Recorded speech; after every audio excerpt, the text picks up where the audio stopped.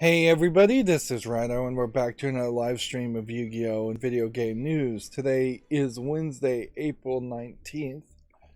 Maybe starting a little bit late, but not too late. So for the accountability section, I can say I did get back to playing the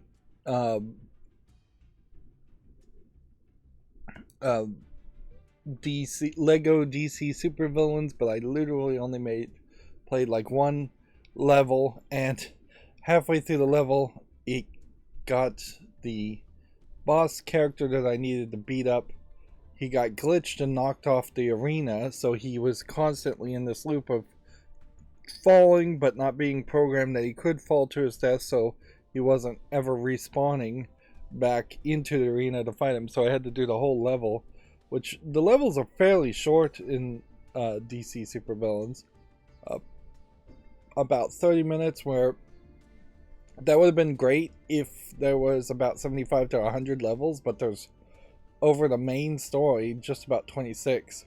So you have these really short, narrow levels where most Lego levels are, you start on the left and you go to the right, and either it's a really, really long single chapter from left to right, or in some of the Lego games you'll start on the left and you go to the right for still a decent amount of distance, and then you'll go through a door and then you'll be in another chapter.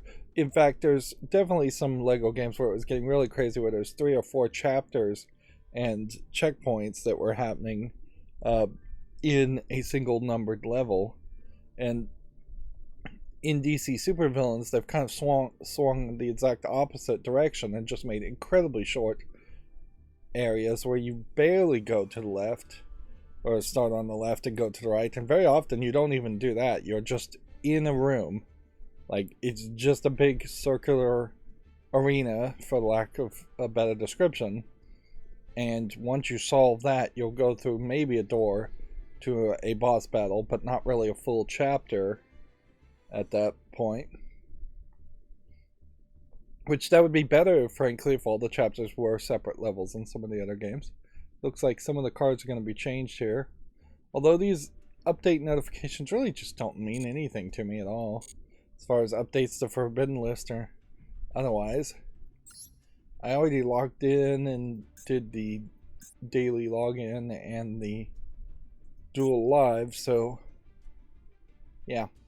Unless throughout the process of streaming today I get some more daily quests, we really aren't going to have too much of a goal today. But yeah, I'm still in this minor long-term emergency situation that's taking up a massive amount of my time, and so I really didn't accomplish anything otherwise yesterday. Mostly I was just driving around. I even didn't work on the radio, so I don't have anything to talk about on that project. I am waiting until about Friday to get a mounting component, and I'm waiting for a USB-C adapter. I am in a weird situation with that, where I really struggled to remove the cup holder for my car to run a USB cord that would connect, and I don't even know if it's going to connect data wise. It may literally just be connecting power, which is probably good enough, honestly. Let's see, are we ready to jump into this yet? Nope. So maybe in about an hour we'll start playing this. So that gives me just enough time to potentially try to get up to Diamond. I need 3 wins to get to Gold Tier 1. I actually fell down from Gold Tier 1 to Gold Tier 2. And then I would need 3 more wins in a row to get to Platinum.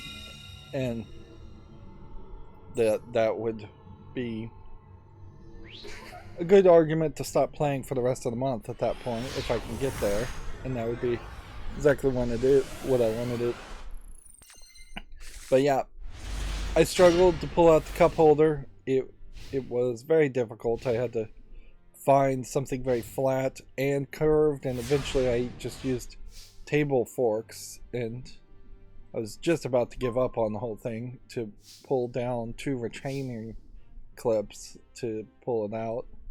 And then when I pulled it out, I was able to run this USB cord, but it's not super long as a cord, so now I'm waiting for an extension and a flush mounting extension that would turn a USB-A female plug into a USB-C female plug. And then I'm going to make sure that the cup holder can open and close with that flush mounting plug outlet installed in it, and assuming that does work, I'm going to drill a hole in some extra space in the cup holder and put the plug there. Probably, somewhat stupidly, I'm going to put it face upward or facing downward. I guess facing upward would be the better way to describe it. So it is excuse me, it is definitely tempting fate that right on top of the cup holder, right where you would spill liquids or have have even moisture from the outside of a cold cup fall, I'm going to put a USB-C cord that might short circuit out that way, but I don't know if there's really a better place to put it. Like, there are cigarette lighter things below the cup holder, and I guess there is some logic to that, but they are always obscured from view, so, and they're not easily reachable. Plus, I didn't want to pull out cigarette lighter things that were already there and already working. There is a separation too, in that the voltage from your battery and that you're going to mostly be working with in a car is 12 volts, and the voltage that you want for USB is I think either 5 volts or 3.3 volts. So you need a transformer of some sort to get even somewhat close to what you're looking for.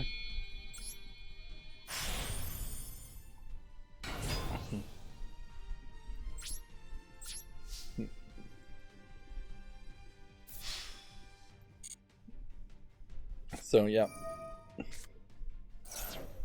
I'm just installing that, and once I actually have a mounting bracket that works, I can put the whole radio in, and I'll try and wrap up the cords nicely so that there's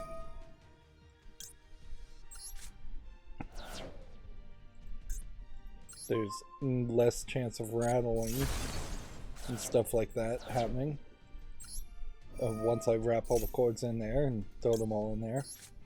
That is also potentially something that could happen, is as I start to cram all the cords in there, it very possibly might get a lot tighter as far as room, and almost certainly it will all fit. I'd be extremely shocked if I couldn't squeeze all the extra cords in. I think it's fair to also point out that this experiment in learning how difficult it is to install an aftermarket radio has revealed some stuff that's worth mentioning, in that both the listing people on Amazon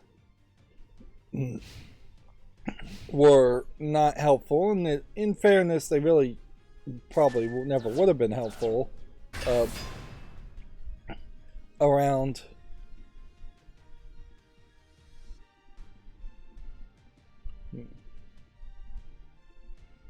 I don't know why he's summoning this on my side.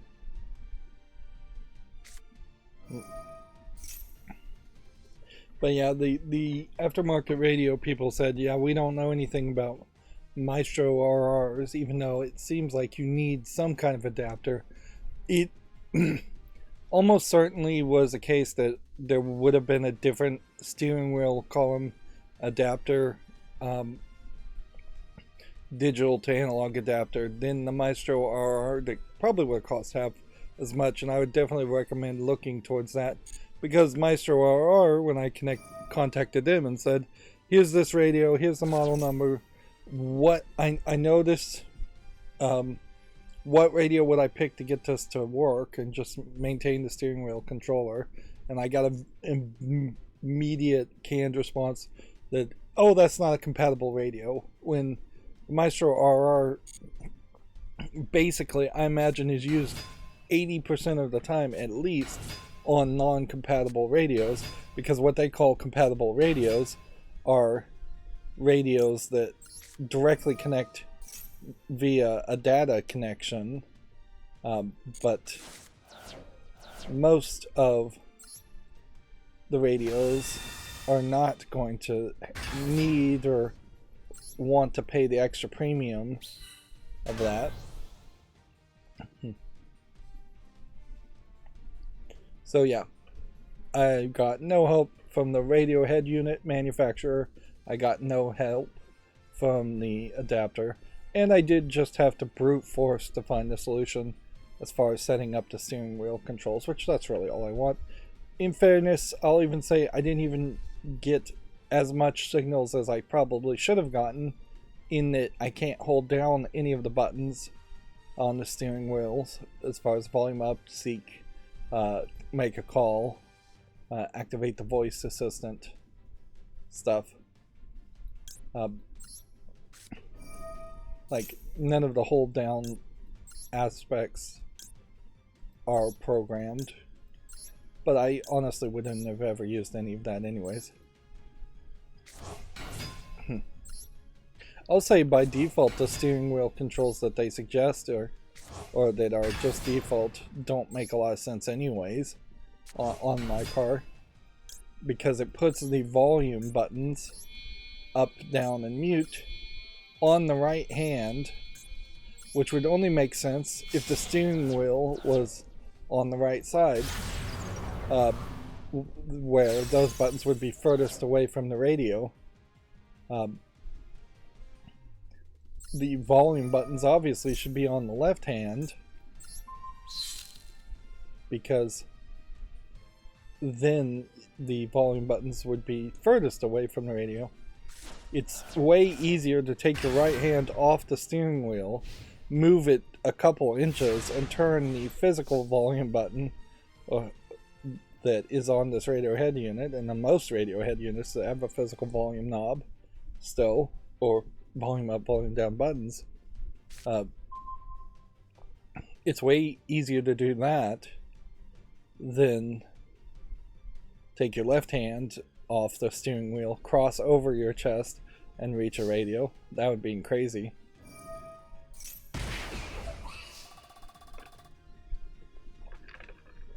To try and accomplish that. But that's just like the default way they had it set up. And yes, by default, the idea is to have both hands on the steering wheel always. Yeah.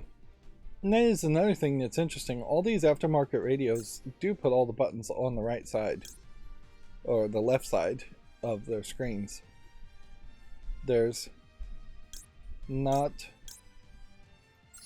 a way to flip it around if you're driving on the right side, and the rate where the driver would have to reach further to the left to hit the volume knob. I imagine it's probably not that big of a deal, though.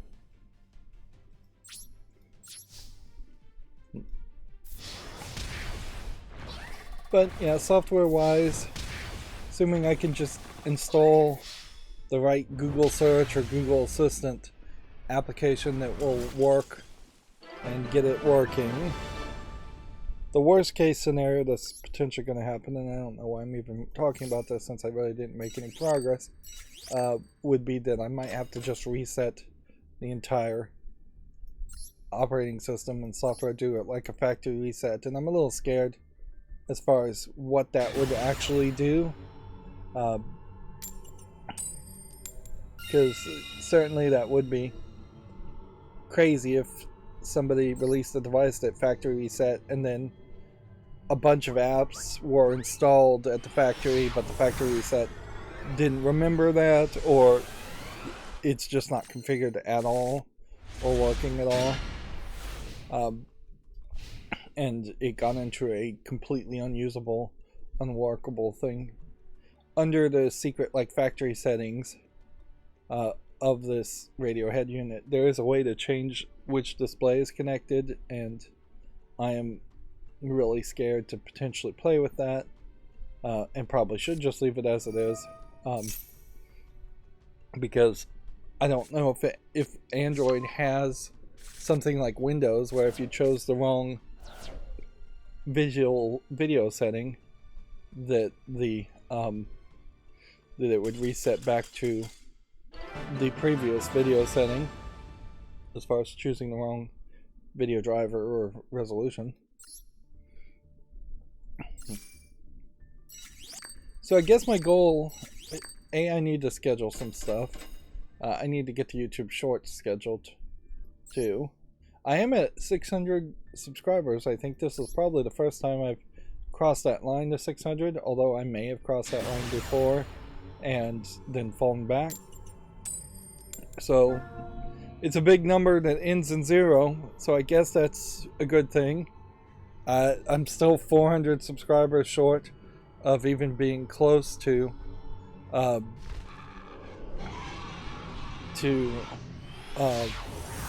being considered for monetization, and then I'm still considerably far away in watch time. I did look on the statistics as I was just wasting time in looking, which I usually don't even look. There we go, where you've gotten some disconnect victories, and now we're back up to rank 1. Now if we could get 3 more disconnect victories in a row, we'd get to platinum.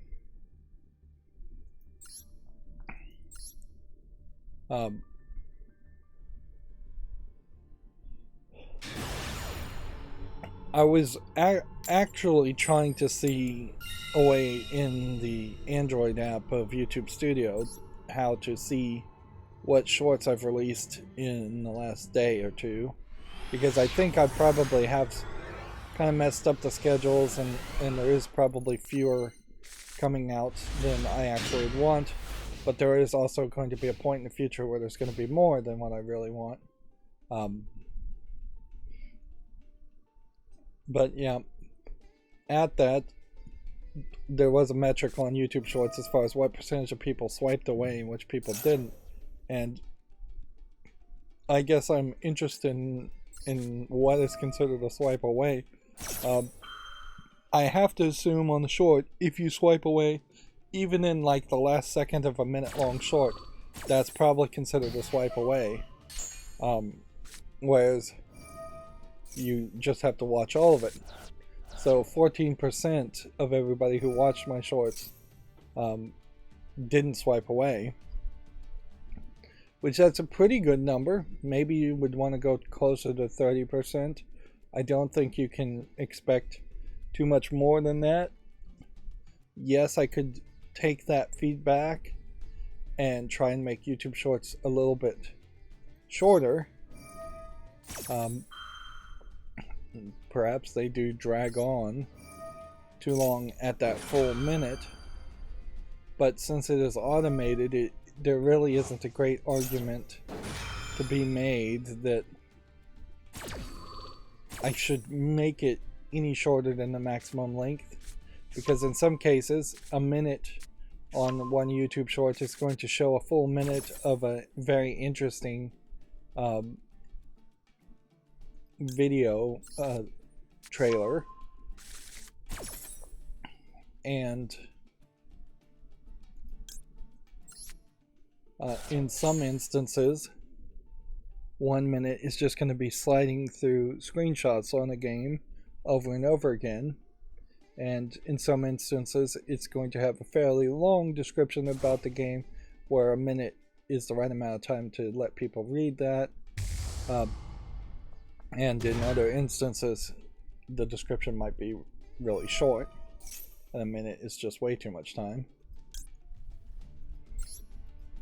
I'm mostly playing here to just activate things so I stop getting prompted, which is probably a mistake. But we can see he's playing a Terra Metals deck. Tier Laments. I guess that's what it is. Tier Laments, not Terra Metals. I just misread that and have been misreading it.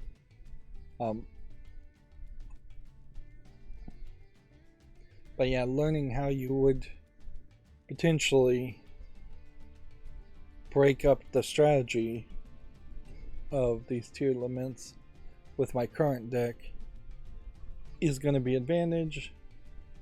Although certainly I should probably just make a tier laments deck myself.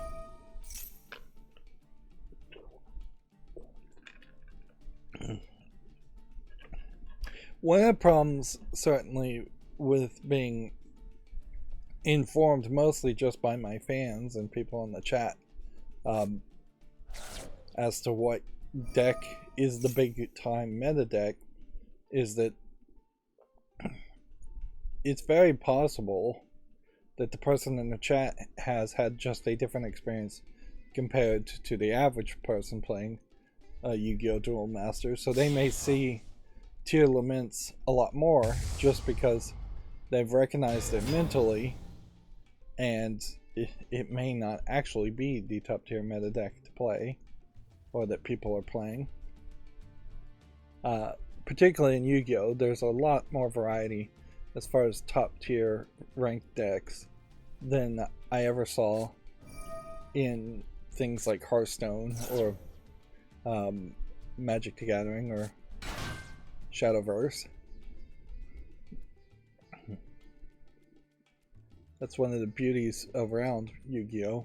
In particular is that there's so many cards that even when they introduce new cards, nothing overwhelms the balance that much. Speaking of YouTube and being monetized, Team Meat, makers of Super Meat Boy, has been demonetized on their own channel from YouTube. And they're coming out on Twitter, which the parent company of Twitter now has changed its name because of Elon Musk to X.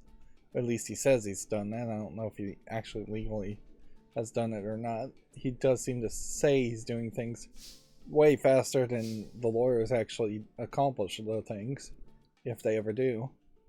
But yeah, YouTube has decided that Team Meat making their own content is actually just making reused content from other people, and thus it is not eligible to monetize. And so if you have a pretty big, still probably described as indie game development company, getting, for lack of a better term, screwed by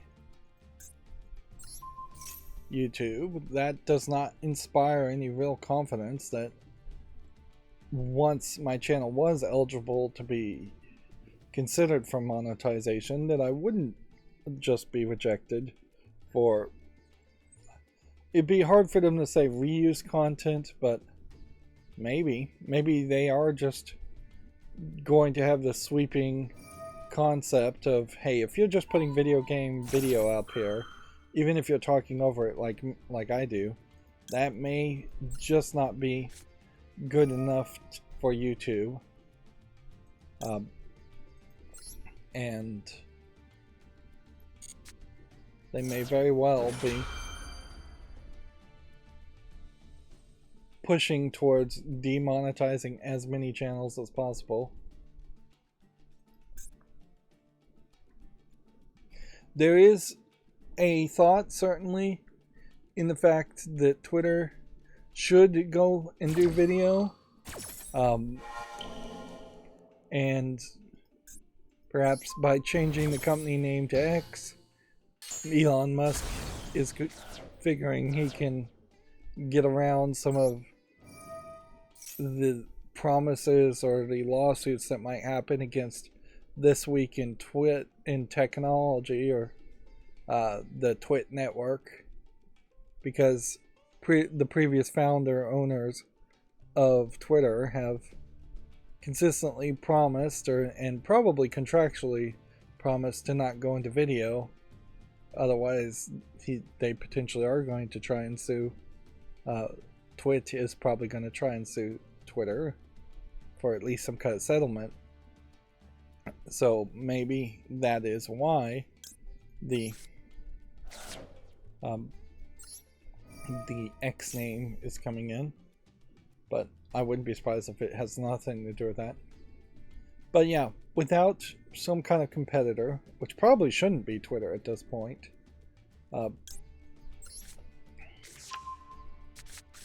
I don't see YouTube having any trouble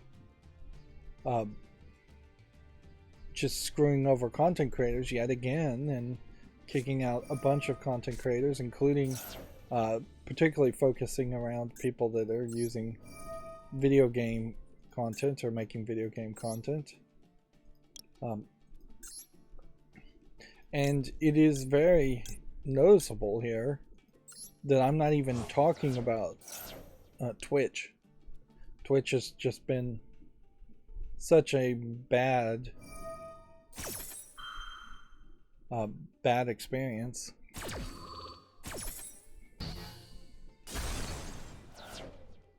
Alright. Let's see.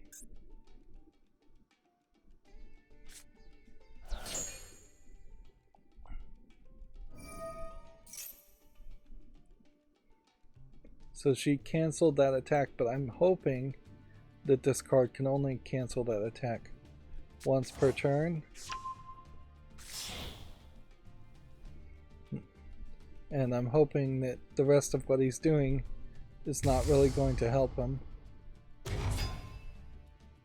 But maybe it very well. See, either I'm about to be able to work around all of this, or I'm about to lose horribly. It does seem like there's just a lot of synergies around everything with these tier lament cards.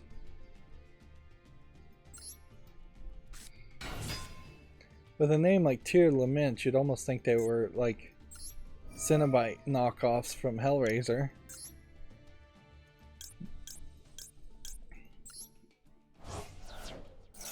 Like, ideally, I don't want to see Twitter become the new place where video is made, but I don't know what else you could do. Is you have TikTok, and the TikTok ban seemingly like it's gonna get approved and go through. So any like potential foreign company that the United States wants to get rid of, so there's better support for American companies, would struggle to be a Google YouTube competitor, because that's certainly how that law is going to be implemented eventually. Is it's just going to be corporate protectionism for United States based companies.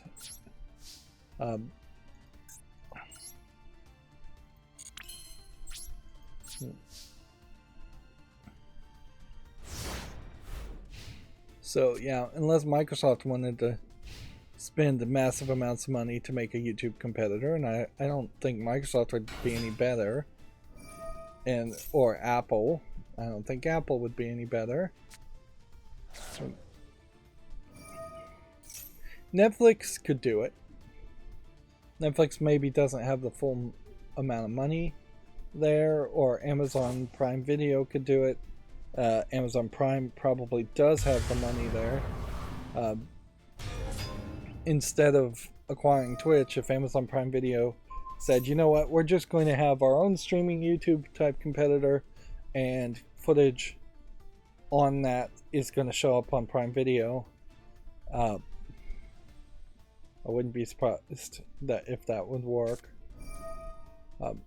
Netflix could do the same thing too, just have their own streaming service.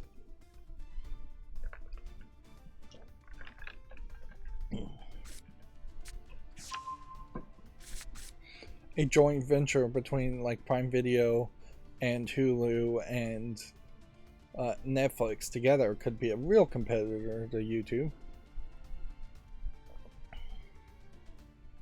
But yeah, when you see things like this, even if these are just mistakes, the fact that these mistakes can happen and nobody investigates it first and they just pull the trigger first and automate everything really just highlights that you can never have confidence in YouTube at all.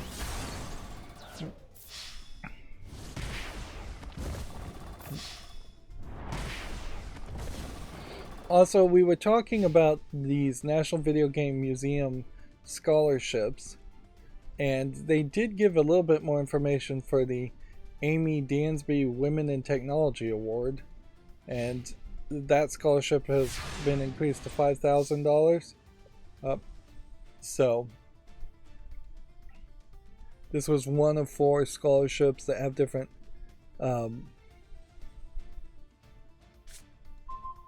different requirements. Like, one, you have to be a woman, one, you have to be in Texas. I think one, you have to actually be in Frisco or near Frisco, North Dallas. And then one was just open to any senior pursuing a computer programming type degree. $5,000 for a scholarship is not much when you think about just how ridiculously expensive college is. And it's definitely hard to make an argument that you could these days get hired to be a video game developer without going to college and having that college degree. Companies, particularly companies that are going to overwork you and make you work ridiculously long hours, like video game companies, love to have their employees indebted to massive amounts of college debt. I don't know if the actual education requirement matters at all, because yes, you can very easily be a much better programmer by being self-taught if you put in the time and get somewhat lucky on where you go for sources or what education you find online. But if you're going to just self-teach yourself to make video games, you basically have to come out with a fairly successful indie game and sell it and publish it yourself through Steam Direct before anybody would even consider hiring you, which is probably easier to just go to college. Okay, doesn't really matter what we grab here, so we'll just grab one of those, and then I guess grab one of those again, and one of those again. That way they somehow manage to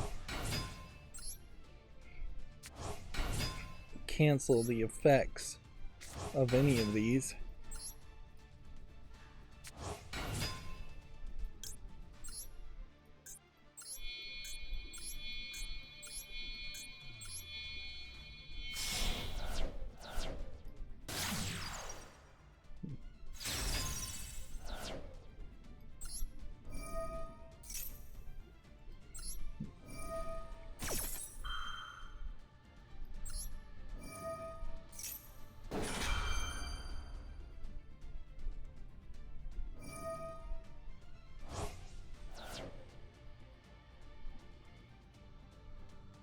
I may very well be at a point here where these two Lament deck just cannot be defeated.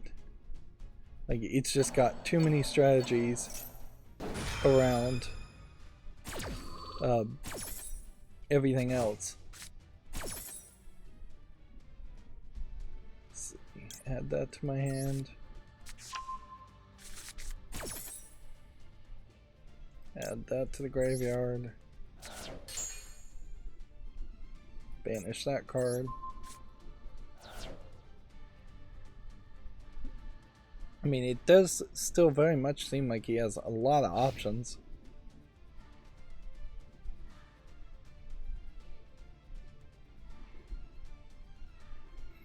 Maybe I need to step things down a little bit and only summon one of these characters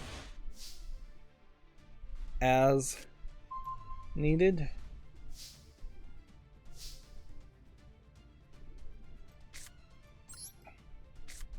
Like, my default thought certainly would be to activate this, then activate this.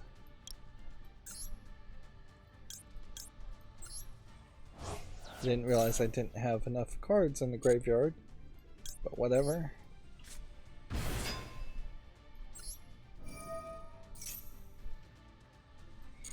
I guess maybe if I've banished enough of his higher, harder hitting things. Let's see, 23. It's not worth really summoning at the moment.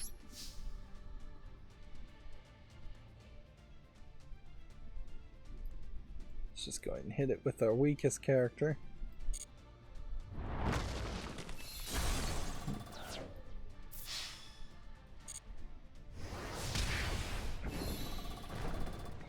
It's a little hard to believe that in having 3 cards he wouldn't be able to do something.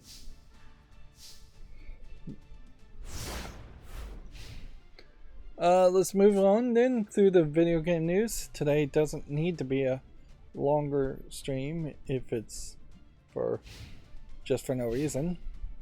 We had already talked about some of these stories, so Halo veteran Joseph Staten joining Netflix to make a AAA game, original AAA game. Harry Potter multiplayer Quidditch Champions being announced. This Bowser guy, not the well,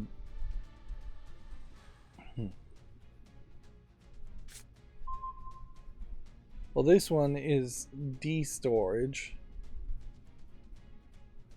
that Nintendo sued, and there's also, I think, another guy named Bowser, not Doug Bowser, the Nintendo of America CEO, but another guy named Bowser.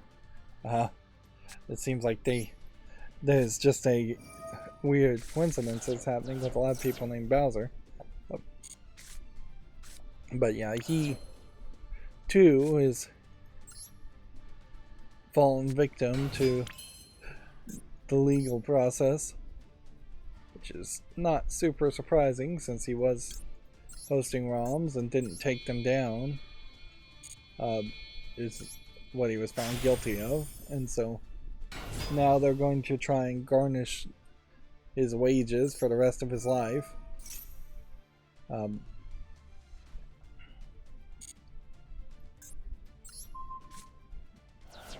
And they were potentially, I guess he got out away from ending up in jail for copyright infringement, which the possibility that you could be in jail for copyright infringement is insane.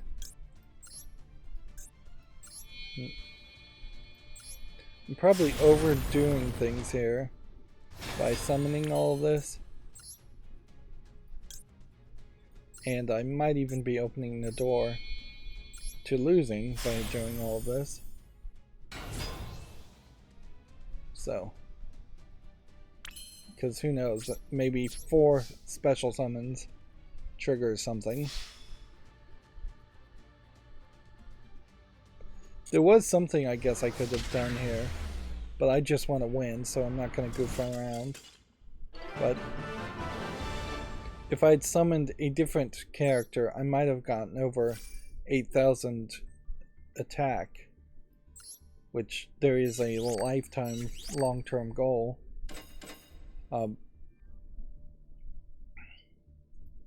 Around that. 2 more wins to get to platinum. So yeah, this is D-Storage ordered to pay $480,000 in compensation. Apparently, GameStop is running a buy one get one free promotion on selected titles. It is interesting that there isn't more news around sales or anything of GameStop, whereas in a lot of ways, GameStop could be a much better company and a much more successful company and get a lot more press, being the de facto place to go to buy video games, so just have a specialty shop for video games. And yet GameStop just doesn't really run their businesses in a good fashion.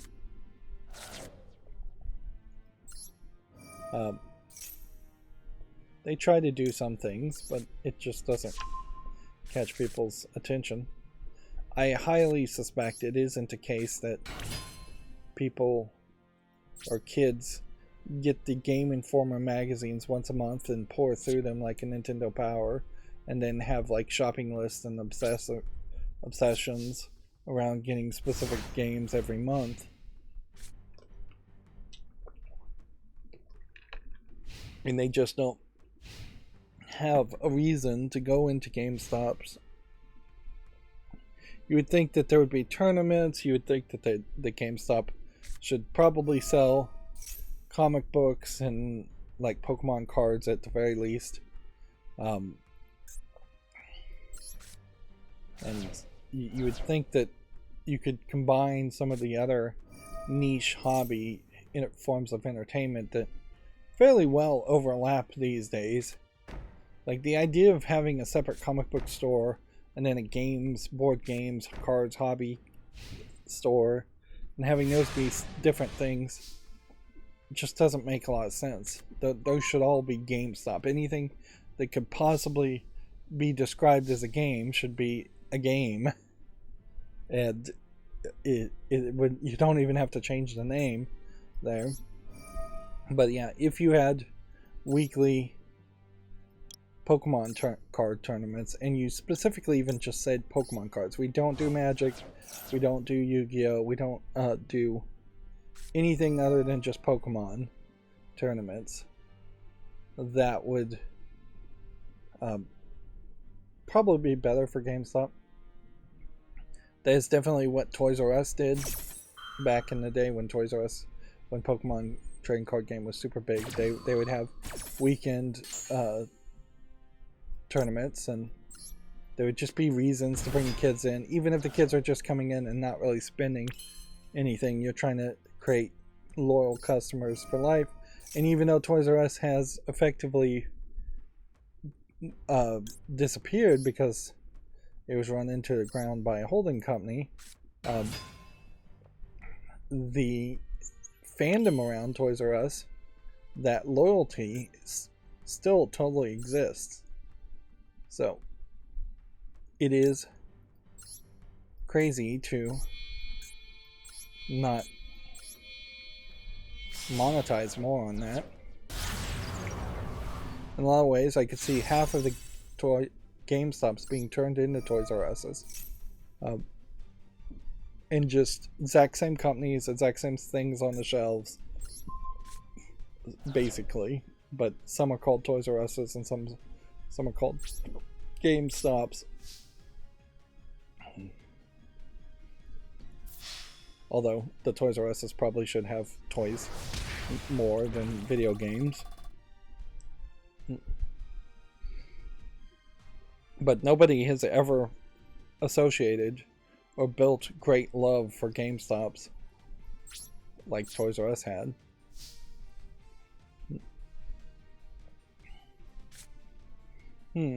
I guess I could have set this. I guess I don't want to. Let's end the turn.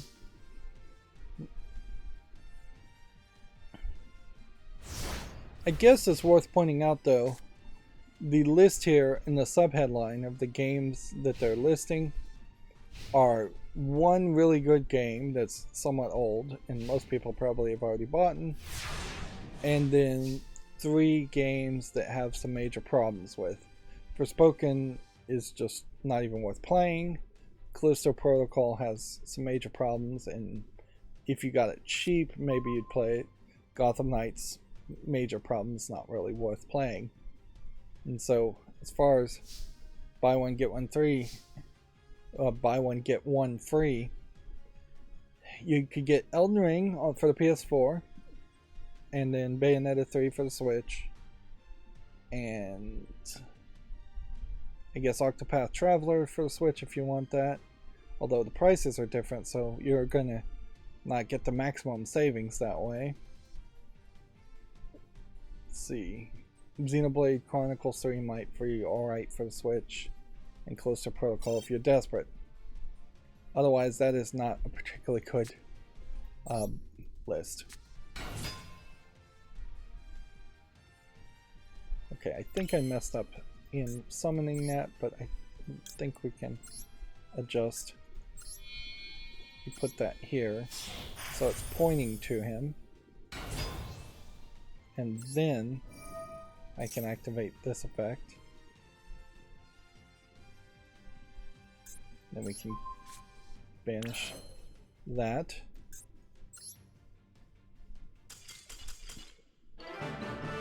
And there he surrenders.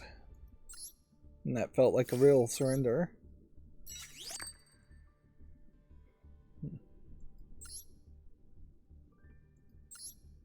One more victory and we get to platinum.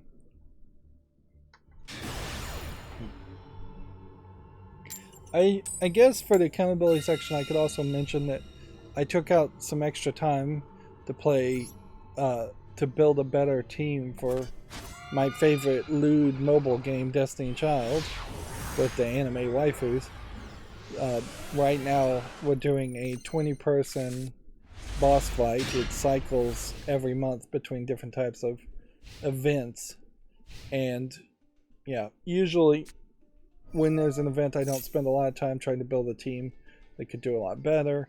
This time I took some extra time and bumped myself up from doing 1,000,000 damage in the 5 minutes you have to doing 11 million damage, which if I really tried a lot harder and spent a lot of resources, easily could get up to like 500 million, 1 billion damage. I've seen other people have teams that do that, but it is incredibly resource intensive, and my resources could be spent better somewhere else, I'm sure.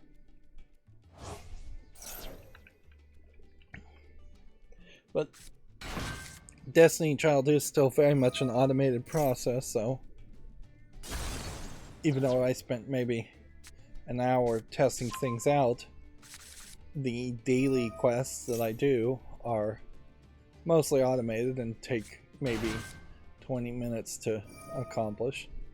And that's why I like Destiny Child as a game, is that it has a reason to come back every day and keep on playing, but it doesn't require me to tap ridiculous amounts of taps and swipes, which my thumbs have been hurting for some reason lately. And yeah, if arthritis actually gets into my thumbs to a point where I can't even play video games, I don't know what I would do at that point. I think fall into a deep depression might be the answer in that case. This guy's just tossing my cards, all special summon cards.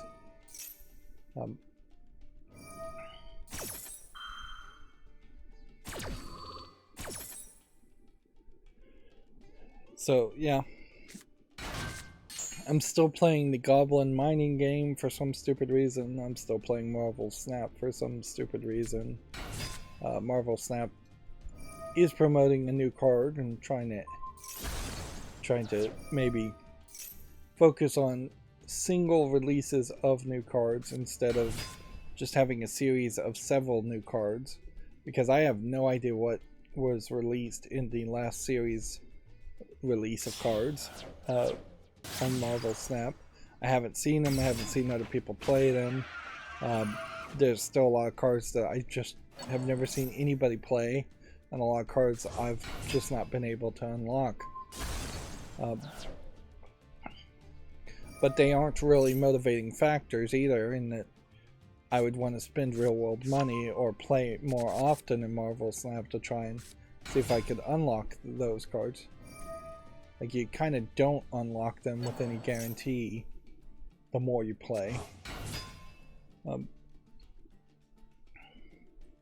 So, from the launch of Marvel Snap to this point, while I have gained many cards, I've not really changed the decks I've built at all. And the decks that I built with just like the base cards that were unlocked during the launch couple weeks of Marvel Snap play still perfectly fine and win quite often. It doesn't feel like there's any real competition in Marvel Snap at all. It just doesn't feel like there's a real reason to play. Moving on through the Video Game Chronicles articles, apparently the Pokemon Go studio Niantic is making a mobile Monster Hunter game. The problem with this, I would say, it sounds like a great idea to include Monster Hunter, which is very popular, particularly in Japan. But it also, I think, needs to be pointed out that Niantic came out with a game before Pokemon Go that was just effectively Pokemon Go, what a prototype of what Pokemon Go was going to be, and then this Monster Hunter game definitely feels in danger of just being a yet another Pokemon Go concept.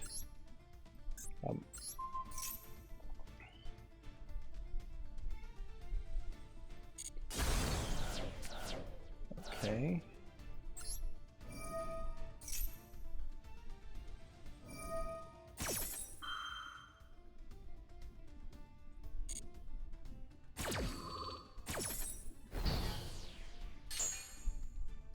Once per chain.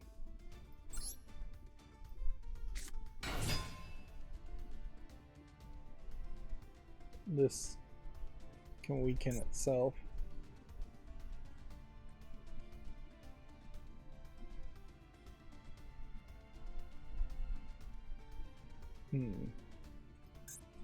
So you activate this, and then you activate this, and he'll just do that. So now I'm at a point where my only hope would be that this person surrenders or I get a disconnect victory. Otherwise I'm going to lose here and then have to hope to win 2 more victories. Like, there's very little I can do. Does seem like this is permanent health reduction, but he very likely seems to have a 1-turn kill there.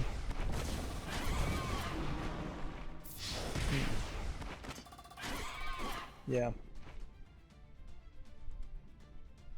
I think he has 1 more attack. Unless this guy wants to just surrender after showing that he could win. Which there's no reason to do that in Yu-Gi-Oh! Like, you'd have to be really, really generous and willing to mess up your own statistics and your ranking to surrender like that. So now we need 2 more wins.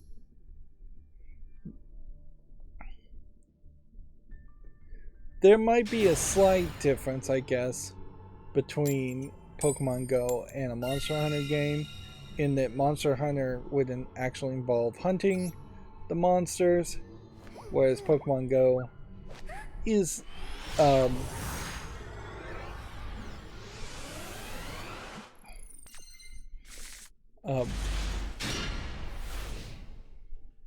suppose it is very possible that you could do more fighting animations, and Pokemon Go is more just Pokemon battles, which are more watered down. And in Monster Hunter, I wouldn't be surprised if you actually kill the monsters, skin them, take their bones, take their skins, take that as resources. And so it would be a more mature game of sorts. This is the other story. The Switch hacker Gary Bowser has been released from jail and will pay Nintendo 25 to 30% income, quote, for the rest of his life. He's paid off $175 of the $14.5 million damages owed to date. What's interesting here is just the vast difference between the Paris court ruling of D-Storage, which was $480,000, and this individual hacker being having to pay $14.5 million, which there's definitely sounds like there's grounds for an appeal of the amount, at least here, that this is way out of the norm and too punitive, too punishing for just being a Switch hacker. Inherently, in both cases, I think this is a case where people either thought they were not going to get caught in the modern day, which we are well past the point where you can have anonymousness on anonymity, I guess would be the right word, on the internet. Like, people can and will hunt you down.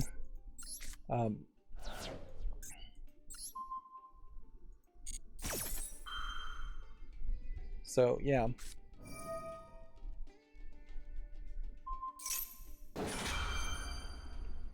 Let's see how this all goes.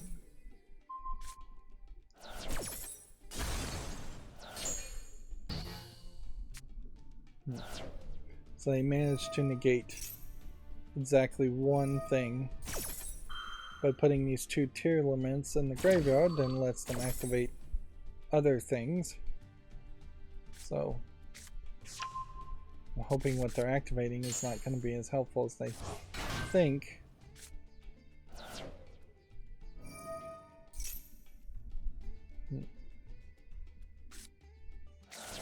And this really is just crazy how much they're able to accomplish here.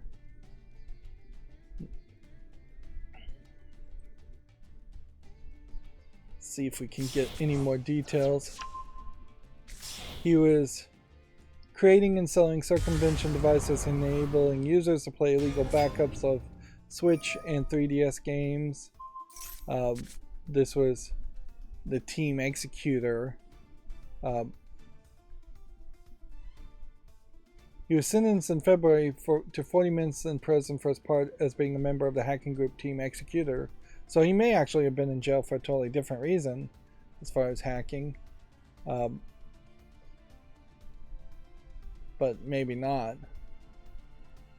Yeah, it seems like Team Executor was making the hacking devices for the Switch. So they even admit that it was a unique opportunity to send a message, which that inherently is grounds for an appeal on the fine amount. He probably is not going to get away with nothing.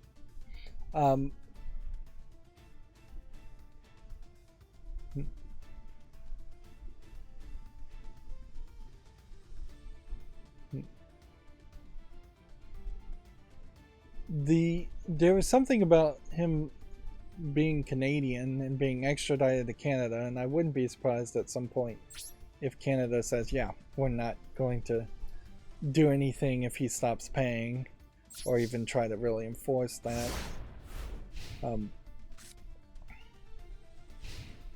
And This is just one of those situations where he's going to never ever make any money in his own name. He's like 56 right now, so he was pretty old even for a hacker. So very quickly he could be on government service programs in Canada or even in the United States if I got that part wrong, and he could just be retired. And there is definitely an argument to be made about US taxpayers' dollars being put in the pocket of Nintendo due to a fine or something like that. I'm not sure if that money actually can transfer over like that. A, it probably is too little money, but B, also, I don't know if it really makes a lot of sense that companies could sue people that are potentially going to get Social Security or government assistance, and then parts of that government assistance is very obviously being transferred over into the pockets of a corporation. Particularly if it's a case that it's like Canadian government assistance being handed over to Nintendo or Japan. Yeah, I guess technically this would be a Japanese company as a way to look at it.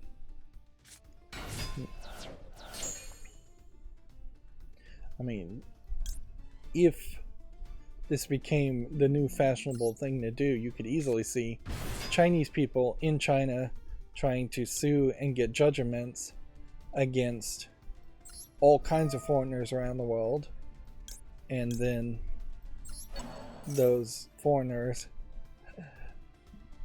trying to be pushed into sending money to this Chinese company on some flimsy accusation or claim.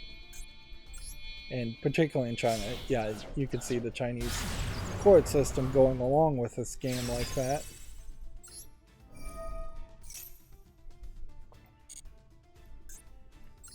Inherently, the actual court cases and talking about them is not really even the biggest deal or news. The thing to take from this that is more important to talk about is the fact that this is just yet another case of Nintendo failing to actually compete with the ROM options, and Nintendo just using the laws to protect their poor business management, using copyright to protect their poor business management. Although in the case of playing backups of 3DS games and Switch games, it is fairly realistic and crazy that the Nintendo Switch doesn't have a free digital transfer service from 3DS games to the Switch. On day one launch, had that existed, Team Executor probably wouldn't have been as big of a deal. And it is also crazy that there isn't a better system on the Switch that you can't download multiple games on day one launch to have multiple games installed on the Switch. You look at how the Steam Deck launches, you can have any kind of micro SD card installed and install any number of games. There's no cartridges at all on the Steam Deck. There, we've done it. We've made it to platinum, and that just means we're going to stop at the risk of potentially not getting daily quests done. That is going to be the end of me playing ranked for this month. Meanwhile, we're waiting for this to start, which I guess is not starting until 10, 2200, it would be 10.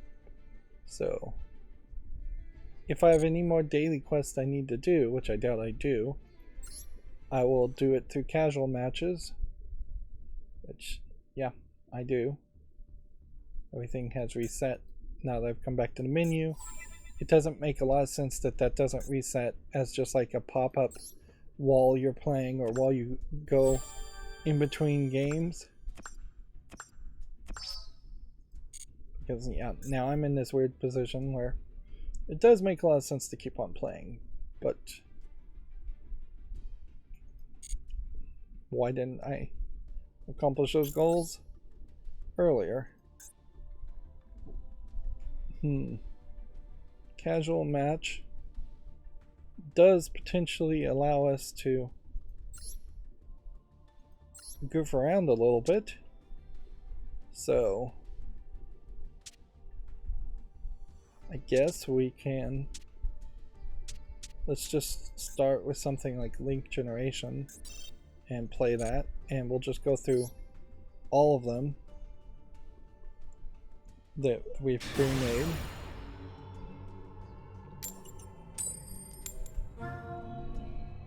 Of course, the problem here is even if somebody was on the chat and begging me to play them, I still don't think you can do daily quests. Like, this would be the point that if I could play people on the chat and get the daily quest done, that would be, this would be that narrow time frame at which I would say, yes, let's actually accept friendly challenges. But they don't allow that, so it's still very much in a weird position. I have no idea what any of these cards do.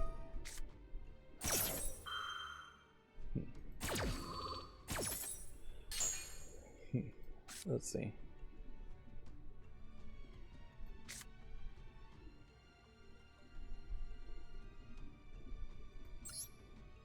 Guess you start with this.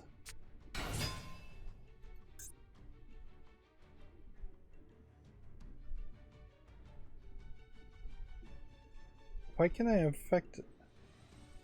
You can target one monster in the graveyard, shuffle it into the deck. If this card on the field is destroyed, send all monsters in the effect on the extra graveyard to the... So I can stick that in the graveyard and shuffle it back into their deck, which I don't really have a reason to do that. On the other hand, as I wrap up on this story, the Team Executor hacks for 3DS games and ROMs came out really in that first generation of Nintendo Switches, so they were hacking it basically from day one. They definitely weren't waiting or making hacking devices for older devices like the Wii. That being said, I still don't think this at all it should be legal. Like, when you're talking non-violent actions, being sentenced to prison does not make sense. Even if you're talking like criminal financial things that they were making millions of dollars, they're claiming.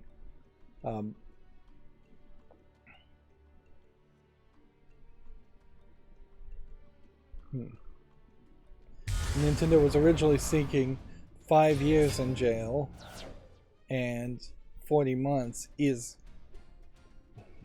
like 3 years, less than 3 years, a little bit more than 3 years. Yeah, that's, yeah. It is kind of in a funny position too, because certainly people are going to make the similar arguments as far as New York's, not to get political here, New York's charges against Donald Trump as far as money laundering and campaign finance things. It is going to be hard in my mind to say that financial crimes should have people in jail when you can make people whole.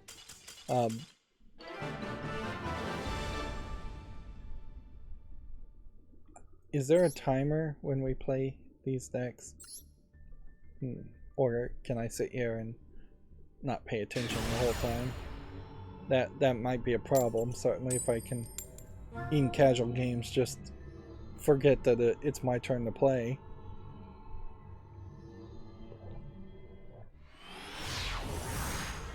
And certainly the Donald Trump accusations, if he's found guilty of it, could rise to a different level in that it's subverting a clear and fair election, whereas financial crimes to make hacking devices for the Switch do not rise to that level. But arguably, and usually I would not be on the side of this, I would say people doing financial crimes probably should at most get their life ruined by owing millions and millions of dollars of Nintendo, but they should not be thrown in jail. Because anyone thrown in jail, forget the idea that I was talking about where potentially this Gary Bowser is going to be on Social Security and that parts of his Social Security might end up in the pockets of Nintendo of Japan or Nintendo of America, probably Nintendo of Japan. Eventually, it doesn't even matter. Forget that idea. Whenever anybody gets thrown in jail, it costs the taxpayers a ton of money, and you don't get that money back. Like, people rail against taxes in the United States all the time. The best way you could possibly and easily and quickly reduce taxes is just criminal reform and releasing a bunch of non-violent criminals to probation or to their own home reconnaissance, and just not putting so many people in jail. And yes, there's the private prisons that make money off of make profit off of jailing people, but they are making money and profit off of jailing people by taking taxpayers' income. So we'll definitely want to banish that one. I guess we'll banish that one.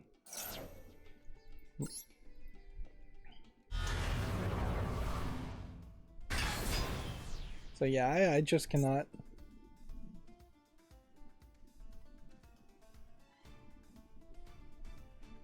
If I banish this 1500,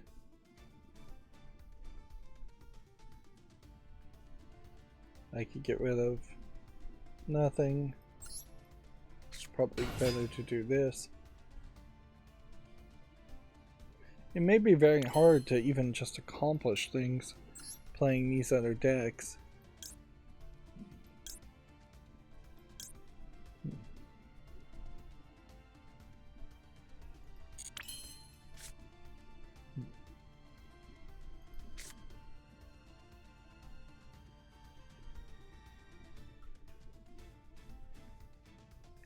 Yeah.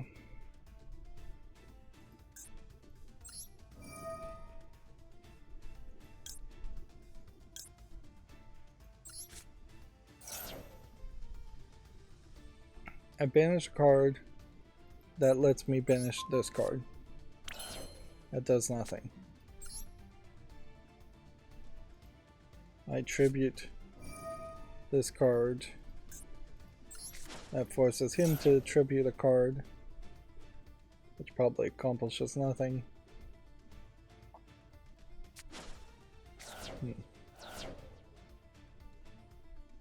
You still have timers here, so it isn't a point where you can just go on. Yeah, so I guess I hope I made some sense there. That I just don't think financial criminals, even if you're talking mafioso people, like if the mob and the bootleggers in the old days had not done violent crimes, and if they were just like hiding money and not paying taxes and violating prohibition. I don't think that those people should have been put in jail either. Now, that's not really what happened. They were also shooting and stabbing and murdering people all over the place, which are violent crimes, or beating up people at least. So, for those actions, they do deserve to be incarcerated. I don't think that's too controversial a thought, that prisons should be for people who are violent and can not be in society. I don't think financial criminals and schemers are so dangerous that they actually need to be isolated from society. You can easily financially isolate people and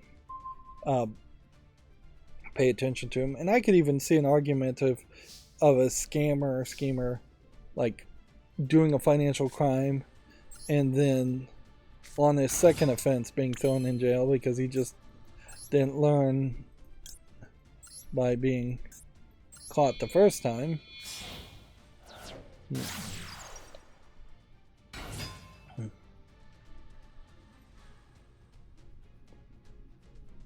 Yeah, that's not going to help either.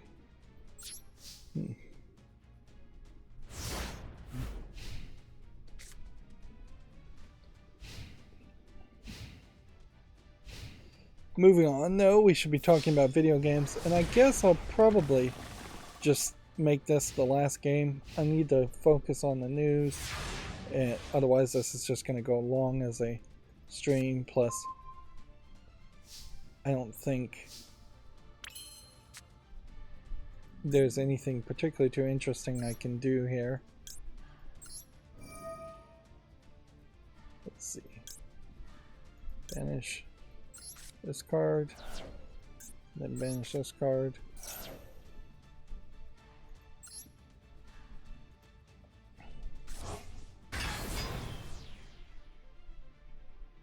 Yeah.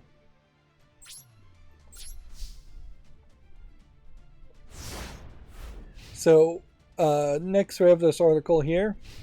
Ghostwire Tokyo on Xbox performs, quote, quantifiably worse than the PS5 version, an analysis suggests. The Series S is a bit of a mess. It is a really weird situation, says Digital Foundry. So, there were definitely claims in the past that Microsoft owning companies, in this case Tango Gameworks owned by ZeniMax, would lead to PlayStation versions of the game being worse. And here we have an example. I doubt it's an intentional example of a game that runs much better, although not particularly great, even on the PlayStation 5. And in general, I just don't think Ghostwire Tokyo is something that Tango Gameworks was qualified to make in the first place. So, yeah, I don't think I made any progress just because I didn't actually activate anything. Well, I'm fairly certain I did normal summon some monsters. So maybe you can't get daily quests done in casual either. Oh, that makes for a very weird situation where I would just have to play in solo mode and see if I could get the daily quests done there. Or just wait, you know. It's the better thing is to just wait, and then on Friday we'll play this and get the daily quest done that way. I definitely feel like Ghostwire Tokyo in itself is just part of the problem, and that they were too ambitious with trying to do 3D graphics, and Tango Gameworks just really didn't have enough experience for a high action 3D graphics game, and the visual demands that come around something like that. That's why the next game that they've released more recently is a flatter 2D high animation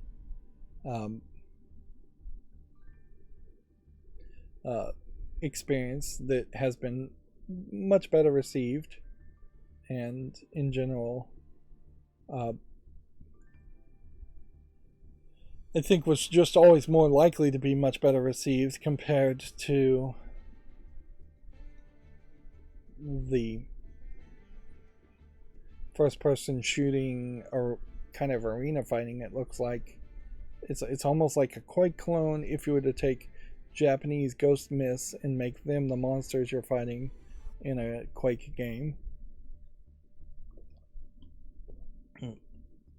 And frankly, it's just too Japanese of a game to get very far. And if anything, Ghostwire Tokyo might be an example of where if Microsoft had put in more control around the companies that it acquired, Ghostwire Tokyo would have probably been canceled in favor of something more universally appealing and less Japanese centric.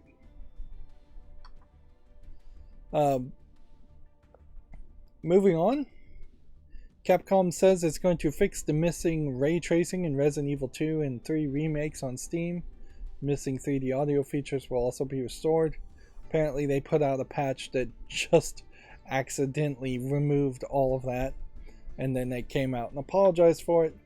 And I don't think there's really any reason to think anything more nefarious than just incompetence on Capcom's part, which is definitely highlights a lack of testing before putting out updates and a lack of competence as a Japanese company making PC games. This is just another speed bump, rough patch, where Japanese companies have not been focused or educated on making PC games, and now they're having to catch up. But they are doing that because even Japanese companies don't want to exclusively make PlayStation games now. But to leave out entire things definitely feels like just a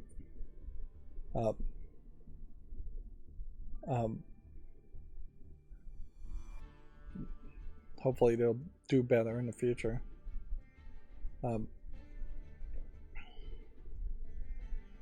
If they were intentionally trying to remove this for performance issues, they would have almost certainly been smart enough to have a response already pre-written as to when people complained and realized that ray tracing has been removed. And almost certainly they would say, we've temporarily removed these options for performance reasons, and there's really no reason to remove the options for performance reasons. Anyways, you could just say by default these options are turned off. There was also HDR reportedly not working by some players that I guess they didn't mention in their apology. The Playdate has sold over 50,000 units, more than double Panic's forecast, which 50,000 still is a really small number. Inherently in the Playdate you are buying a expensive hardware device that is also requiring a subscription, I believe, to get to the games. So you're not selling extra games around that. And 300,000 units would probably be the minimum of any individual game to have success. So when you have a hardware console, for lack of a better term, a gadget toy here, that couldn't possibly sell 300,000 units of any one software, you're nowhere close to actual success compared to other things. And if anything, the Playdate really should be a gadget that's way cheaper than buying a Nintendo Switch or something like that, and so there should be even more sales. 50,000 units, pretty pathetic. Now you could maybe blame the part shortage a little bit, maybe you couldn't get that Sony Sharp memory screen that's installed in it, which is an interesting technology, but that's about it. The rest of it, the crank and everything, not that interesting of technologies to me. But part shortage is only going to get you so far. If anything, the fact that the playdate just keeps getting talked about feels like they are bribing video game journalists to talk about this device, whereas some of the YouTubers that are more into like mobile gaming as far as handheld RetroPie type devices don't really talk about the playdate. They maybe talked about it when it first came out, and that was it. They are much more interested in the most recent, like JPD Win mobile RetroPie ROM emulator device. And even at that aspect, we are very much in a position now where the easy and default option for everybody is to get a Steam Deck. If you want to pay a lot more, there's like one, I think it's a Lenovo portable computer that looks like a Steam Deck that has a lot more power. I'm not sure that there's really going to be support for that, and it's incredibly first generation. I've heard some rumors that Windows, seeing the success of the Steam Deck, has now started to think about programming and making a special version of Windows designed specifically to run on devices like the Steam Deck. So much like the Surface concept, I'm sure. But that doesn't mean there's going to be any adoption, or that the actual hardware manufacturers of Steam Deck alike type devices are going to do a good job around it. If anything, you look at the way Windows 11 looks and its appearance, and a lot of the widgets for Windows 8 also had this issue where Microsoft gets ideas that tablets were going to be the big thing and touchscreens are going to be the big thing, so they make Windows 8 originally designed to be tablet touchscreen centric, when the vast majority of computers definitely did not have a tablet or touchscreen interface, and it just ruined Windows in Windows 8. And Windows 11 is now thinking that everything is going to be about looking like Apple OS, which I don't know, that's a weird gamble to think that maybe people who grew up with the Apple iOS launch bar are going to, for some reason, jump over to Windows and want their Windows 11 to look like Mac OS. Which, yeah, I doubt that's really ever going to happen. So they're just copying ideas for really no good reason.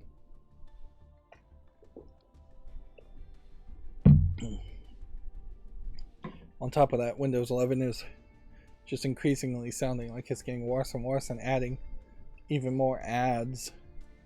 That they're going to try to put ads in the start bar and ads everywhere. And yeah, increasingly with Proton version 8 being the compatibility layer for Windows software, Windows games to run on Linux, we are just getting closer and closer to better arguments to have your average PC person run Linux alone, particularly if you're only looking to play games and do a few simple tasks. Then SteamOS may be a more powerful, more useful version of something like Chrome OS, where you don't have to deal with the Windows nonsense or Windows updates as much.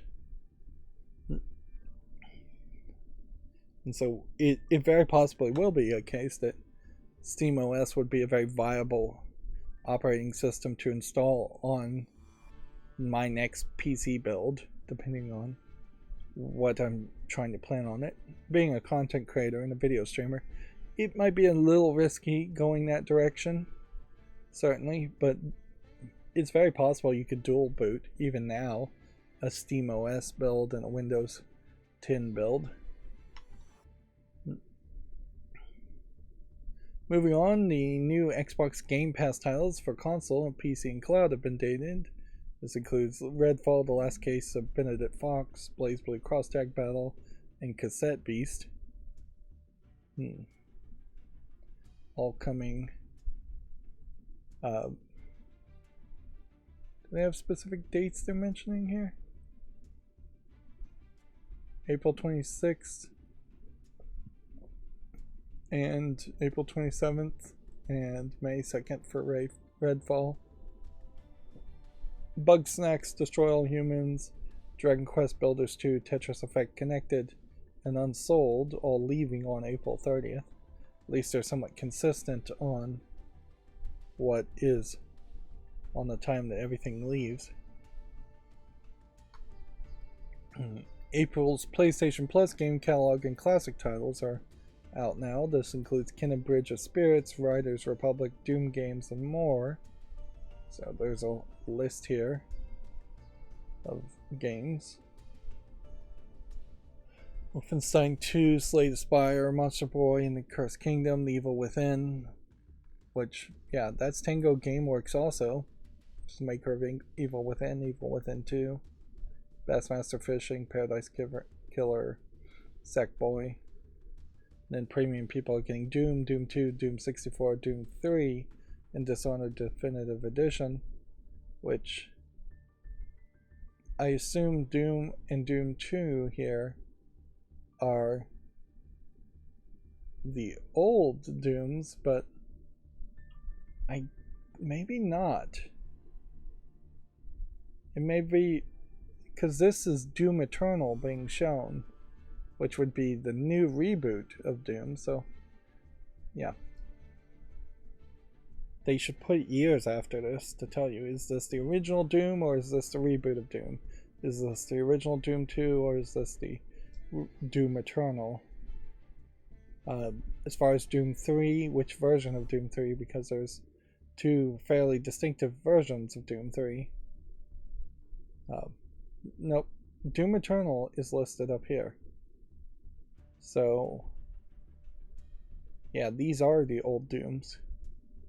And still no telling which version of Doom 3 they're talking about there.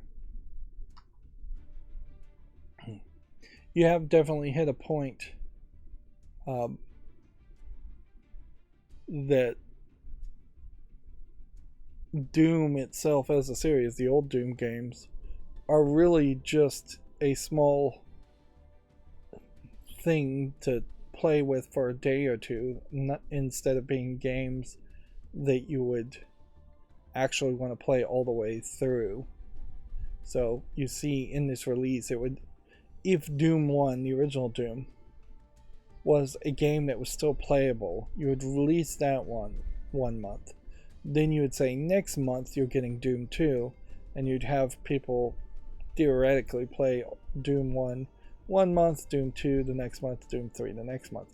The fact that it's all just getting bundled and given away as a freebie shows that there really isn't a lot of value or desire amongst players to actually play those games all the way through, let alone find all the secrets or do anything special with them. They are just eccentricities. Nope, can't pronounce that word. They're just extras. Man,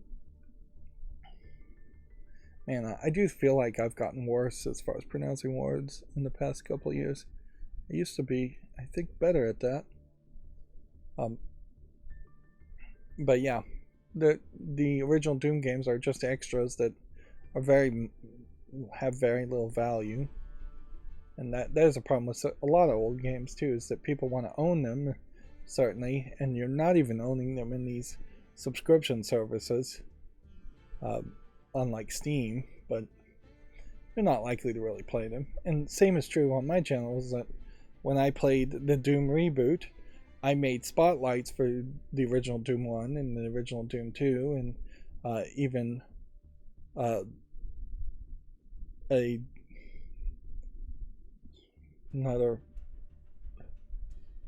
Yeah, I think I did that for Doom. Maybe I did that for Wolfenstein. Maybe I did it for both. But yeah, I made short spotlights just showing off those old games and saying, yeah, these games are not really playable. They're not really relevant. That they're historically relevant, but they're not something that if I was going to give a 12-year-old kid a computer and say, you've got to play Doom 1 or Wolfenstein 1, that would be ridiculous. It's like, no, play the reboots if you're going to play anything. Play something that looks like a game and feels like a game in modern time, not something that was made in the mid 80s or early 90s and does not look or feel or control like a game, doesn't have controller support, doesn't have any kind of visual graphics that in any way look like video games. It would be the equivalent of making kids watch like black and white movies when they're kids. That's just not realistic. Moving on, Video Games Chronicles has an article that says Bungie says it has irrefutable evidence identifying a Destiny leaker. The streamer who claims to have been identified by the studio maintains they're innocent. This once again feels like a large company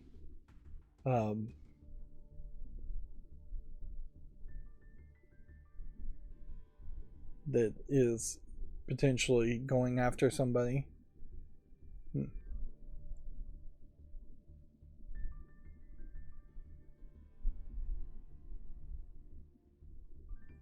Let's see. What actions are they really?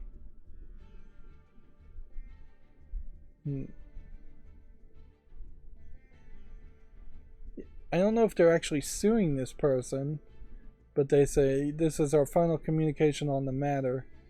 If anything, it feels like this is a case where they are blaming somebody and doubling down on blaming them, the streamer, but they're not taking it into any legal point, and then they're just trying to say we're right, we know we're right, but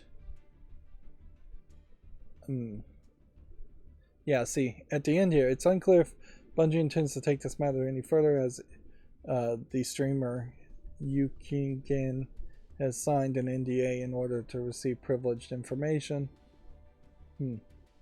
I tend not to suggest people follow this person, but I would say follow this person.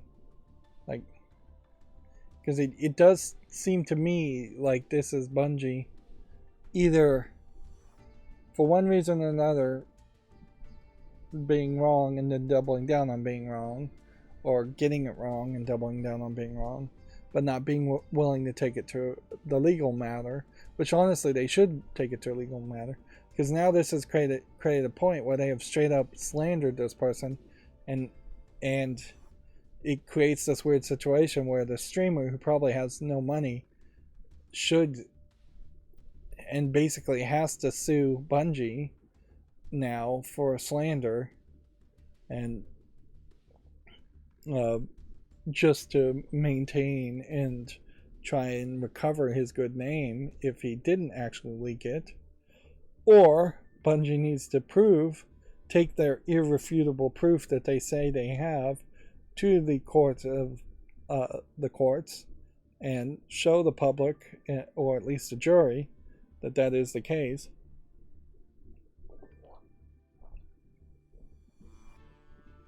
This really smells a lot like you have a streamer who effectively was an employee. Let's just call a spade here for Bungie, that was promoting.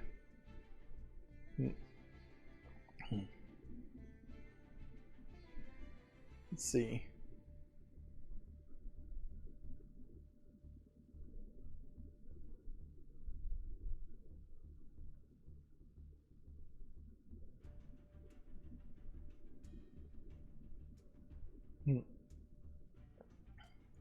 But yeah, he effectively seems like he was an employee of Bungie, and Bungie is now making accusations against some employee they fired, which in any other field, in any other industry, these things happen all the time, where you have jerk bosses, which I bet that's what is really happening here at Bungie.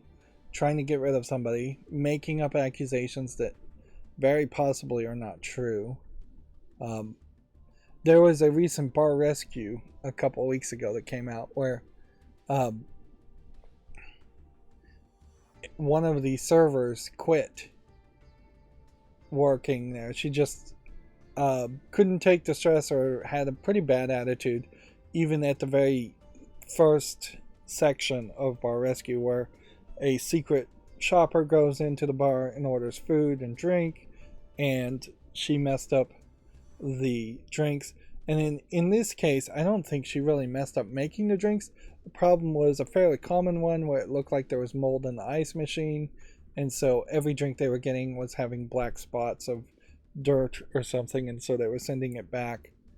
She may have messed up a couple of drinks. That's fairly common amongst bartenders too at bar rescue. This is like before anything has been improved, any training has been given, and she flips out and she just says, "I'm done with this. I'm quitting."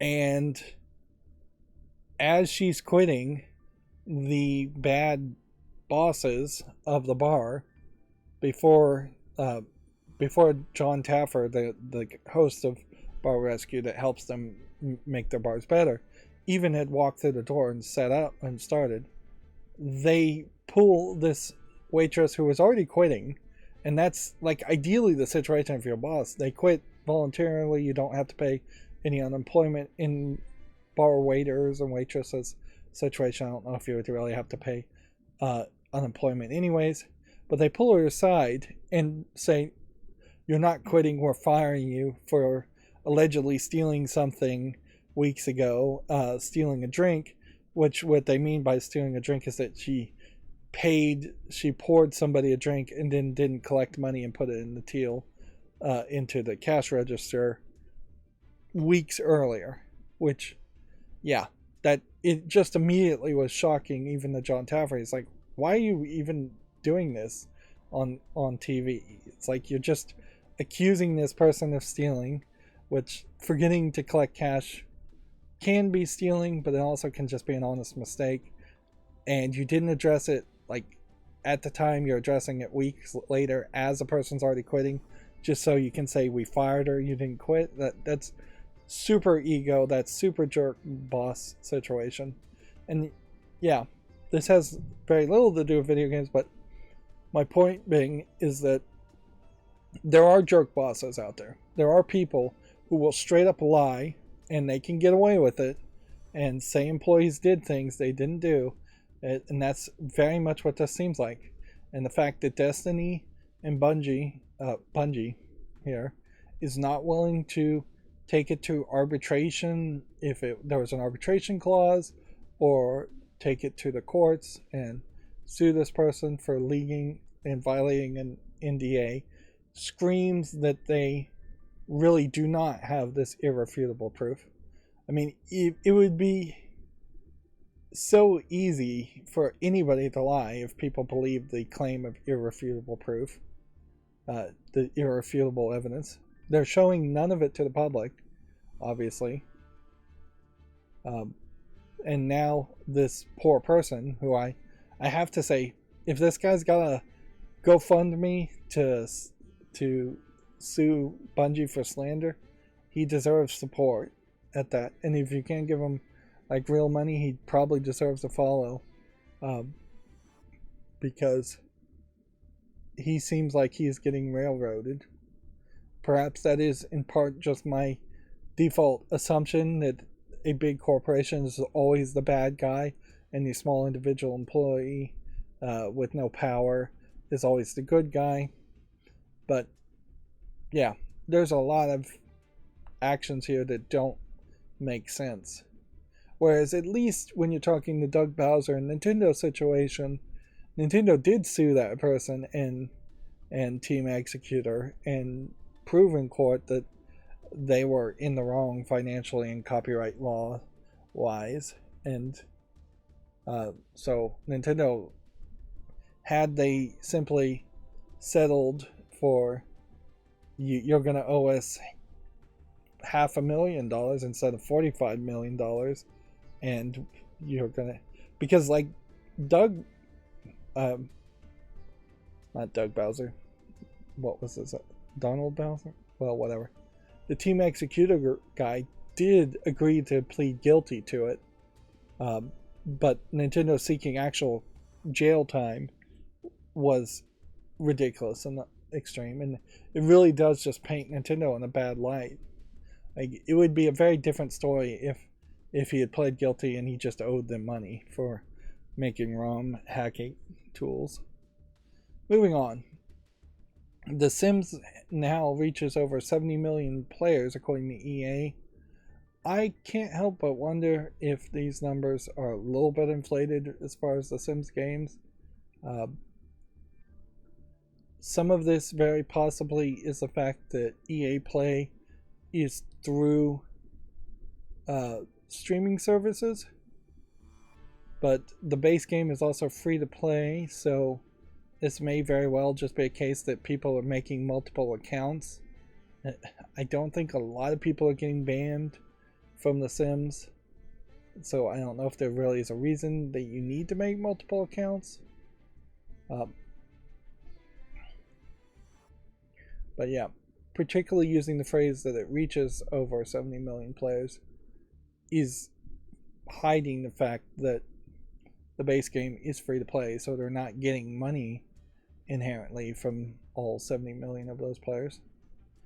I don't feel like there's been a ton of new features added lately.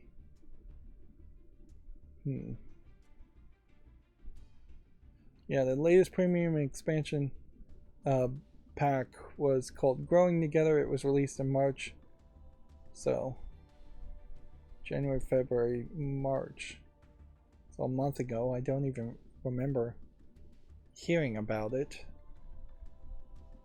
But I probably did and just immediately ignored it. And Growing Together almost certainly is just being able to get older and have kids. Which at a certain level, this kind of makes The Sims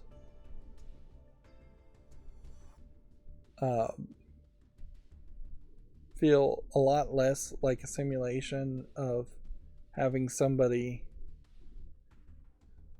move into a house, have a job, decorate a house, and run their life, into turning into more of a story, a full-on life simulator, which I guess probably was the ideal goal, even from the first Sims game, that it would be a full-on life simulator, but it does kind of feel like it is potentially getting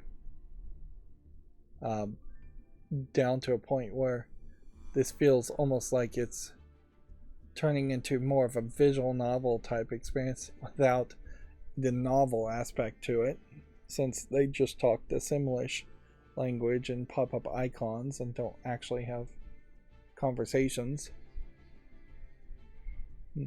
If anything, this looks somewhat crazy in the sense that it looks like those not Cocomelon, but the weird creepy YouTube videos that were not kid friendly that kids were watching on YouTube many years ago. Yeah.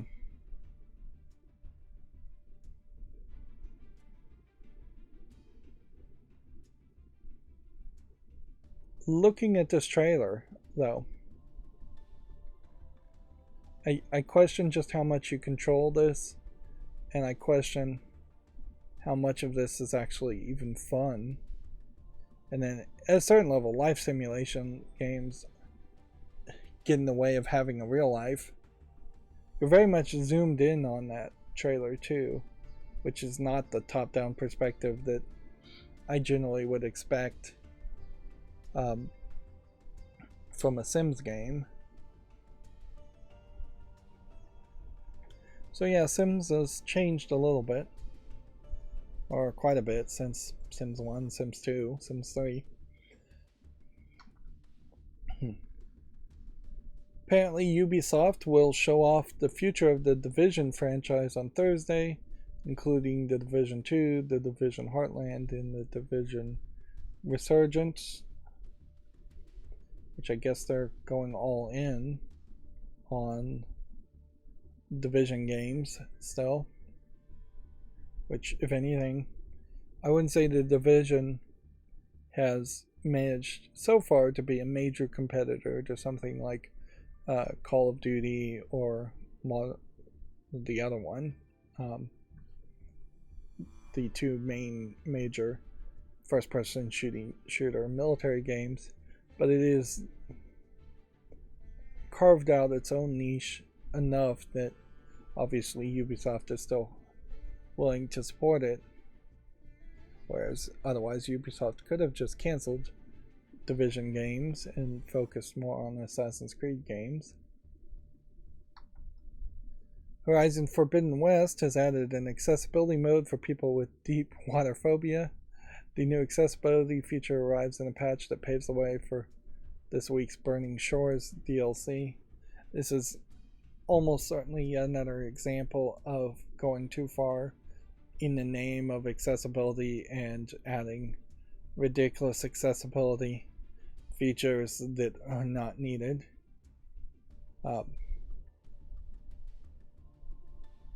This feature aims to ease the thalassophobia symptoms by improving underwater ambient visibility and allowing you to breathe indefinitely regardless of story progression. So, if holding your breath as a gameplay mechanic was an important gameplay mechanic, this accessibility mode completely destroys that in favor of addressing probably nobody, and it certainly changes the visuals, which honestly, if they had said we added a visibility slider for how dark it is under the water to brighten it up, that would be a more reasonable accessibility feature instead of saying it's people with deep water phobia. Inherently, if you have deep water phobia, either you're going to get triggered by video games that have that, or you're not. I imagine almost nobody with a deep water phobia actually gets triggered playing a video game that simulates that, unless it was like a VR game, maybe then. But if they do get triggered that way, then they are just, you're probably talking less than 100 people that would play video games that would have that problem. It's not reasonable in a game that you want to sell millions of to spend the time and programming to add these features.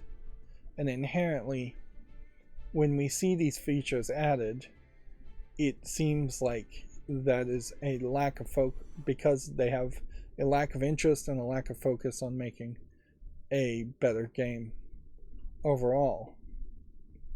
And yeah, every time I see an announcement like this, I am less motivated to want to ever play a Horizon game, the next Horizon game, or even the current ones. It is ridiculous.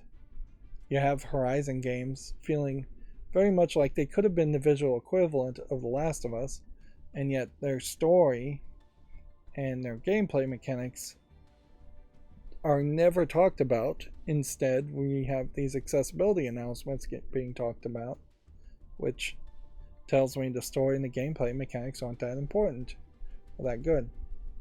Some of these modes make sense as far as enlarging subtitles. Auto pickup is a nice thing. I don't know if you even really call that an accessibility more than just a quality of life improvement. Color blindness settings are good but complicated. You basically need about 12 different color blindness settings to address everybody's color blindness. And at a certain level, this should be a system level thing. Enlarging subtitles should also be a system level.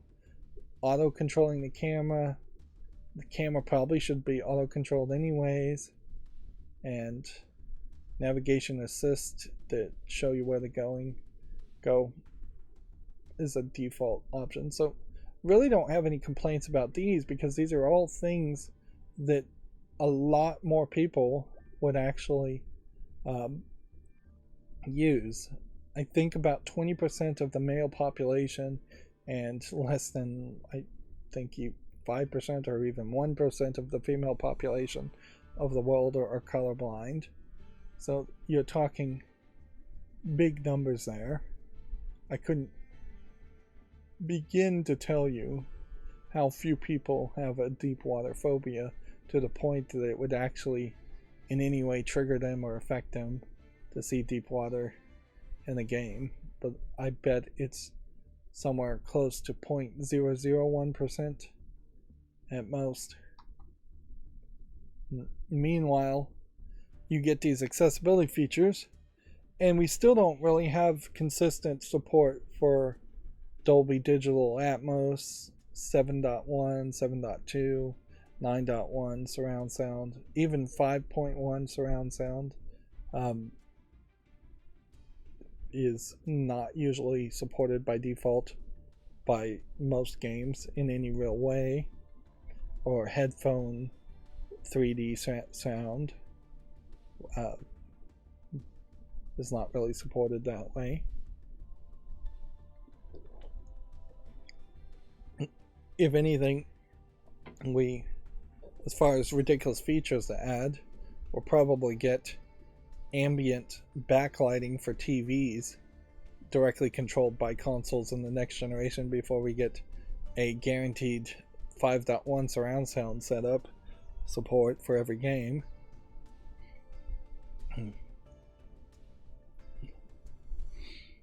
And these accessibility features are really in that same category in my mind, as far as just these are extra features that are getting in the way of making games better. And definitely it feels like, particularly with the AAA games, that we're increasingly getting just generic experiences with no good story and no new ideas or as far as gameplay mechanics at all, and that they're just trying to hide the fact of that that's how games are these days, with accessibility and other ridiculous add-ons. And in all fairness, if it's all just become McDonald's burgers where it's very consistent and very cheap, then it should just be that AAA games that are owned by big corporations and non-indie developers should just be like McDonald's burgers, and they should be cheaper, not more expensive, going to $70, and there should be perhaps shorter and more of them.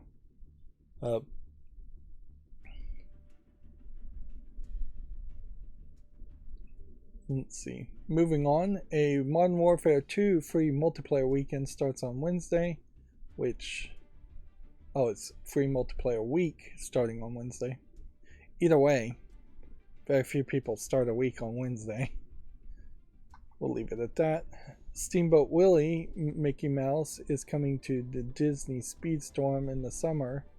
This is the 1928 cartoon character that was the first depiction of what we would recognize as Mickey Mouse, even though the silent cartoon movie short is called Steamboat Willie. I don't think the idea was that the mouse character was ever really supposed to have that name.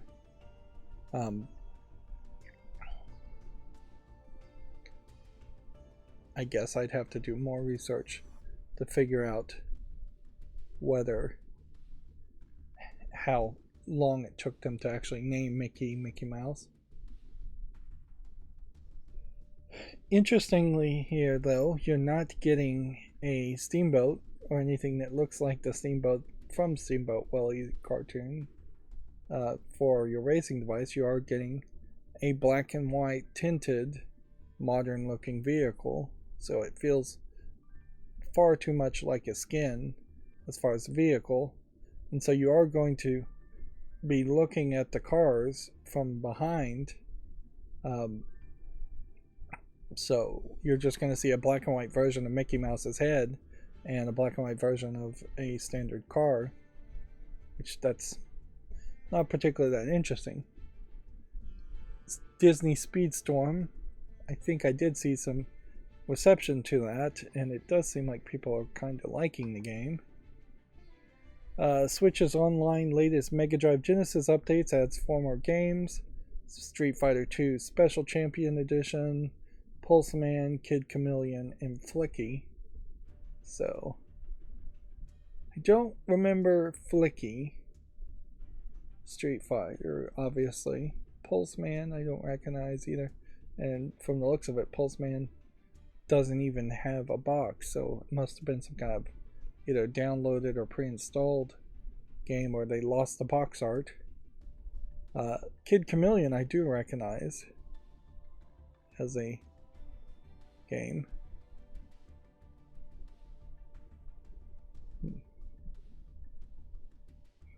Pulseman was an action platformer created by Game Freak. It was the last game released before it started the Pokemon series. It was only released physically in Japan and was briefly available in North America through the Sega Channel online game services. Thus, no Western box art. Kid Chameleon is a platformer about a boy who enters a hologram arcade game called Wild Side to defeat its boss and rescue his friends who are trapped inside the world.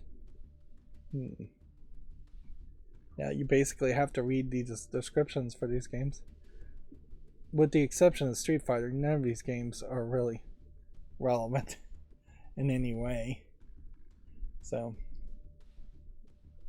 if these were games that were released since day one of the launch, if the online Nintendo service had launched day one and every month you were getting 2, 3, 4 games new, then it would make a lot more sense. But we are very much approaching the end of the Switch's lifetime, and we're ready for a Switch 2, and releasing irrelevant Sega Genesis or Nintendo games on the eShop is not doing enough to maintain the Switch as a viable console to play.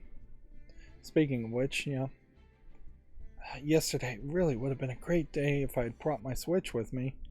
Like, there was a point where I was sitting and doing nothing for several hours outside my house, and I could have been playing the Switch and didn't even think of it, which really just highlights how bad I've been with the Switch. And bought it very late, didn't really get it on much of a sale, and it probably never will be on sale. And still haven't played Metroid Dread, still haven't done anything more with Pokemon Snap.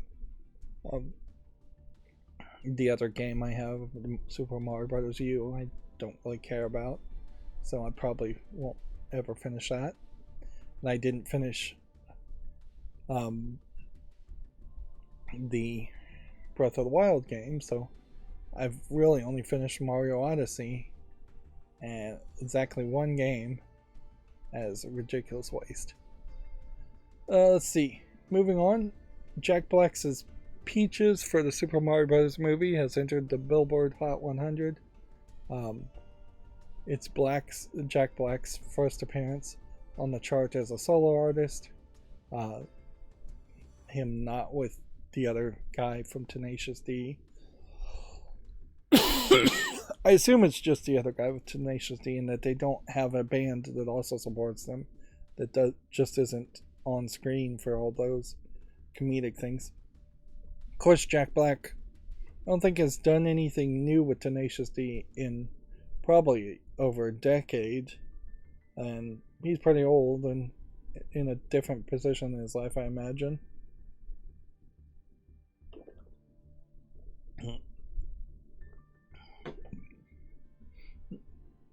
Because he had already basically redone his image with School of Rock, so he's not the crude cussing heavy metal parody guy that he was back when Tenacious D was a big thing. This song Peaches is not good, in my opinion. I did watch it on YouTube, and it is not a good song. It is a joke song that you might imagine Bowser might make if Bowser had traditionally been known to make songs. Um, yeah. And this is a highlighted example of the problem with stunt casting, and then stunt casted people making stunt songs. And it also certainly highlights the power of Mario and the lack of good music just being made in general, that this hit the top Hot 100 when it really shouldn't have. Um, if you hadn't stunt casted Jack Black to be Bowser, which almost certainly feels like he accepted the job so he could write a song and do this stunt, you would have hired somebody else in general, just a voice actor who probably could have done a better Bowser as a voice actor, and you would have had a scene where Bowser potentially was obsessed around Princess Peach, but was not inherently going to pull out a piano and sing a song about it, because that's just not anything that has ever been depicted as far as Bowser before. He has never shown any musical inclination at all, or any skill or things like that. Bowser has always been depicted as, for the most part, being warlike and animalistic and kind of just aggressive and violent. Like, I'm trying to think of any of the games. Has Bowser shown any kind of indication of anything like that otherwise, as far as being musical or having any other skills or abilities? They really just have not gone in that direction with him. Yeah. So it would have made a lot more sense for Bowser, instead of singing a song about Princess Peach, to have a wall of, say, stalker voyeuristic photos in which he's spying on him and he's having all his subordinate enemy characters spy on Princess Peach or kidnap her. Or there's a whole wall of Rube Goldberg-like traps that he's designed to kidnap her.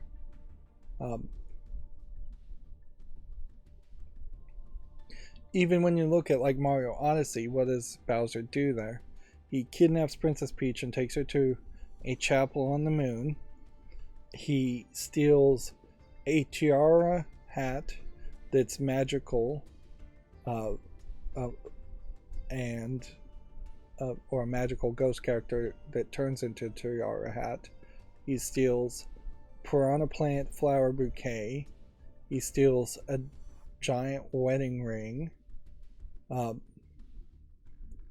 So it's all materialistic stuff that he does in Mario Odyssey, but he steals like a giant cake, I think, too. Yeah, there's all these wedding things, but in Mario Odyssey, I don't believe there was a single instance where he stole anything musical, even for the wedding. There's not like a church organ in that castle at the end of Super Mario Odyssey, or any kind of song or record or anything like that, or singer. And there definitely could have been something musical there, because you do have that great musical section in Mario Odyssey where you have Pauline, Mayor Pauline, now singing as this Jumpman festival happens, and that is like one of the most memorable parts of Mario Odyssey, and that has nothing whatsoever to do with what Bowser is doing in Mario Odyssey. He does not kidnap Pauline when he could have easily kidnapped her and chained her to a microphone and made her sing at the wedding, and he could have kidnapped the whole band at the end of that sequence and taking her to the moon, and then saving both the band and Princess Peach from the moon. And they just did not do that.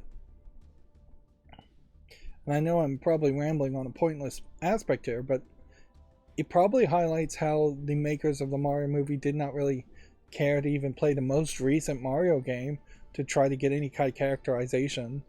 Bowser, in Jack Black's mind, and in the makers of the movie's mind, is Jack Black, and Jack Black can just do whatever he wants. Even if you look at this outfit, this doesn't really look like Bowser. This looks like somebody who's doing a weird cosplay of Bowser, and that's about it. It would have been more interesting if Jack Black was in a giant turtle shell instead of just wearing a green suit with some bracelets. Yeah, this doesn't look like Bowser. This looks like Jack Black dressing in the same color palette as Bowser. Yeah. And it's stupid to complain about a kids movie that's doing incredibly well, and that was also a thought that I was potentially just gonna spend yesterday watching the Mario movie, which I'm far too old to just go into a movie theater and watch a kids movie surrounded by other kids and not having any kids with me, which would have been the case then yesterday. But I didn't get around to doing that either. But eventually I will see the Mario movie on TV or Netflix or something. But certainly a lack of concern to make the movie and the actors and the characters and the supplemental advertising line up with what we actually know Mario to be. There isn't a lot of solid things you even have to follow with Mario. You just have to kind of do your research and say, hey, if we do a gag as to why why Bowser would sing a song and play the piano, can we justify that in any way? And there's ways you could have done that. The piano could have been one of the haunted pianos from Mario 64, for instance. But that, if that was the case, Bowser never interacted with those pianos. I feel like Bowser would kidnap or force somebody else to play a song around Princess Peach instead of him doing it, and he would at that point sit at a throne and force and listen to the song, not perform it himself. I think that is more in line with the character. Moving on. 4 new Lego Sonic sets have been revealed. To say new Lego Sonic sets is to imply that the old Sonic sets from Lego Dimensions have any connection to this at all. I think that is fairly inaccurate. They've got the Sonic minifig with the custom Sonic the Hedgehog head, so it doesn't quite feel like a minifig, but it definitely isn't also a Lego friend doll. And then they've got 4 play sets, and then they've got this launcher that you build and slam down, and you put the minifig in this like transparent blue ball, and it can then roll almost like Super Monkey Ball instead of Sonic. These feel like play sets, but they don't have the Nintendo blockhead electronics or technology to it. There's no electronics or technology at all, and these sets generally sound like they're going to be very expensive for very little return. Also, a lot of this feels like Minecraft stuff too, as far as the different color bricks, that it doesn't immediately scream this is Green Hill Zone as much as it just screams this kind of looks like Sonic. There's this set, which is basically I think the starter set, and then there's an additional couple sets that I don't think have the launcher. So there's like this Tails laboratory that comes with a plane but no launcher, and then a Tails minifig and a winking head instead of a both eyes open head for Sonic. And then you have like a brick belt enemy. There's Amy, the character that seems to have the same Tails minifig as this set, in a like poolside, more girly looking set, where you get two minifigs of Amy and Tails and some brick belt enemies. And then they don't even have a picture of the fourth set here that they're showing off. It's all really, really expensive in prices and price per Lego set. Let's see. The Green Hill Zone is being sold for £999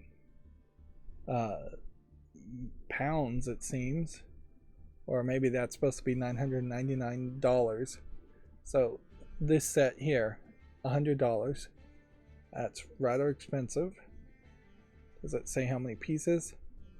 No. And then Sonic Speed Sphere Challenge might be the other one that's missing. But there's one that has a giant loop-de-loop. Otherwise, it looks very similar to that set. So yeah, the Green Hill Zone Loop Challenge is $999. Where the Sonic Speed Sphere Challenge is $35. So maybe this is the $35 set, which should say how many pieces are here, but I guess this is mock-up and it doesn't. Yeah, this is the Speed Spheres Challenge. Not really a ton going on there. For $35. And then the Tails Workshop and Tornado Plane is $40. And then Amy's Animal Rescue Island is $50. So, yeah. Inherently, it doesn't feel like any of these sets could be easily connected to like a green base plate and interconnected into a bigger world. They don't scream particularly quality. These don't feel like playsets that you could build and that they would look good on the shelf and something you would really want to highlight and show off, nor would they connect to like a Lego City in any way. So ideally, if I was going to get a Sonic set, I'd either want a smaller set that was like a model display that looked good as its own standalone display to put on a shelf, or I'd want it to connect to my overall Lego City, and I just don't think Sonic ever would do that or connect. In comparison to having a like Lego NES with a TV that has Super Mario Brothers on it, this is much more of a playset for little kids to play with, but even at that, I don't think that's good. That is certainly, as an adult fan of Lego, something I don't really understand or relate to is the kid playset concepts. They always feel cheap, and yet not that cheap compared to other toys, and just don't feel like anything. It's like they're designed almost to just be disassembled and have the pieces moved around or lost. Which, in all fairness, is probably what's going to happen for most kids, is that they will take apart these sets and lose these pieces and then never have a complete build from something like this. And you'll end up spending $35 to get 2 minifigs, which is way too much.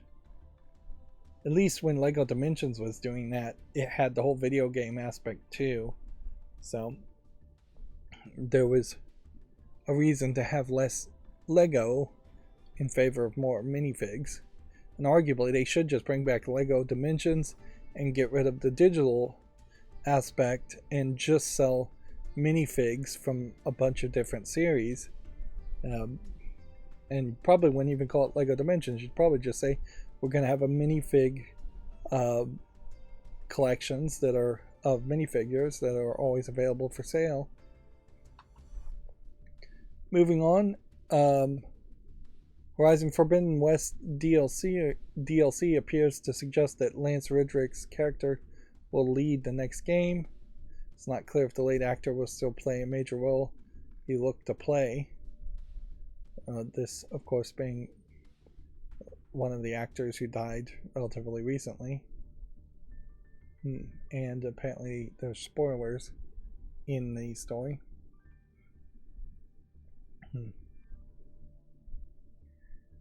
So, if anything, this implies to me, without even just them saying it's a spoilers, I have to wonder, does Aloy die at some point here? Because it seems like she's no longer going to be the protagonist or the solo protagonist, even though she, storyline wise, I believe was the one and unique special Neo from the Matrix type character in that universe.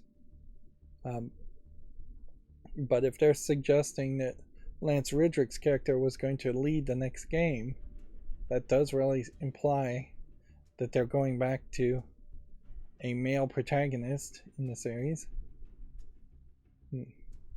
which honestly might be a smart move, even if they can't do Lance Reddick or they have to recast a voice actor. Getting Aloy out of the picture for the next game probably makes some sense, because she's just become this central point of controversy with the change of her appearance in the second game and the backlash from that. That being said, if they did switch to a male protagonist, I don't think it's going to help them that much, because it's just going to create more controversy. And the problem isn't really with the fictional character Aloy or their appearance changing. The problem is just the people in charge of Horizon as a series constantly creating controversies, and they'll just keep on doing that. It's the same attitude of being obsessed with accessibility, the attitude of, we're going to drastically change what a character looks like between one game and the other, and then effectively attack anybody that complains about the visuals changing and inconsistency between the series. People really wouldn't have complained about Aloy's face model being puffier and fatter if she had just started that way to begin with, but it doesn't make a lot of sense to do it in between games in a series. Moving on, Xenoblade Chronicles 3 Story Expansion is launching next week. Future Redeemed is the fourth wave of DLC in the game's expansion pass. I believe this is a Switch exclusive game. The Epic Games has acquired the Horizon Chase studio Aquarius to work on Fortnite. So I guess if you enjoyed Horizon Chase, you're never going to see any more from that. That being said, this game does not really look that interesting as a racing game.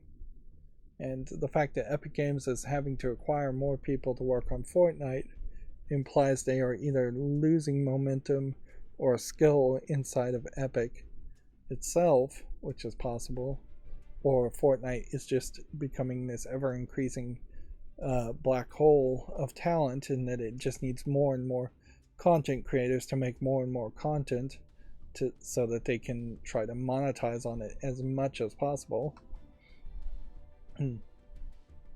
The United States PlayStation 5 sales are now tracking ahead of the PS4 on a time-aligned basis. So some of that may very well have been Resident Evil 4 as part of the issue there. Getting more sales of the PlayStation 5. A lot of that is also just finally being available and possible to buy a PS5. And then Oxenfree 2 and Bomb Rush Cyberpunk have been dated in the Nintendo Indie Games Showcase. I thought Oxenfree 2 was going to be an exclusive to Netflix. Interesting. Then Bomb Rush Cyberpunk.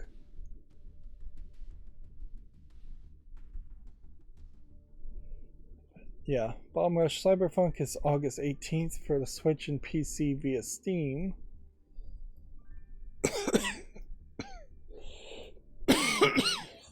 It's inspired by Jet Set Radio, which we should have more of that.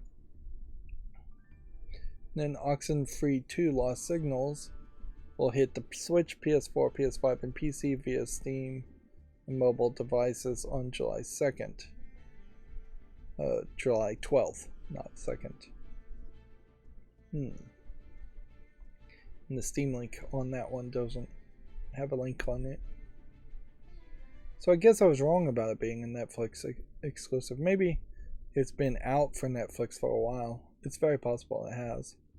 I did not like Oxenfree 1, but enough people talked about it to probably justify looking at it a little bit further.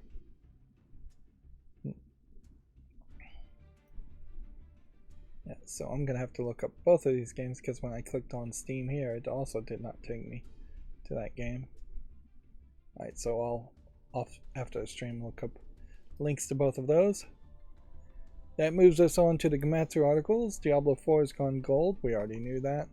Advanced Wars 1+2 Reboot Camp has an introducing Orange Star trailer if you want to check that out.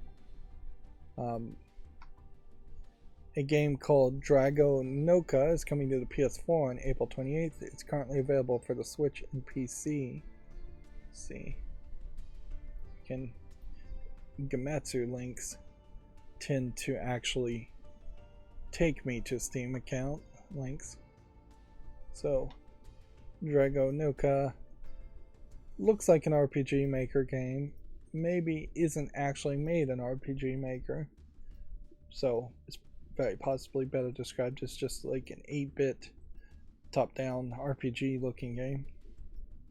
It is rated very positively, but I definitely feel like I have a bit of a bias here, and this just does not feel like a game I would bother to highlight or make a YouTube short around.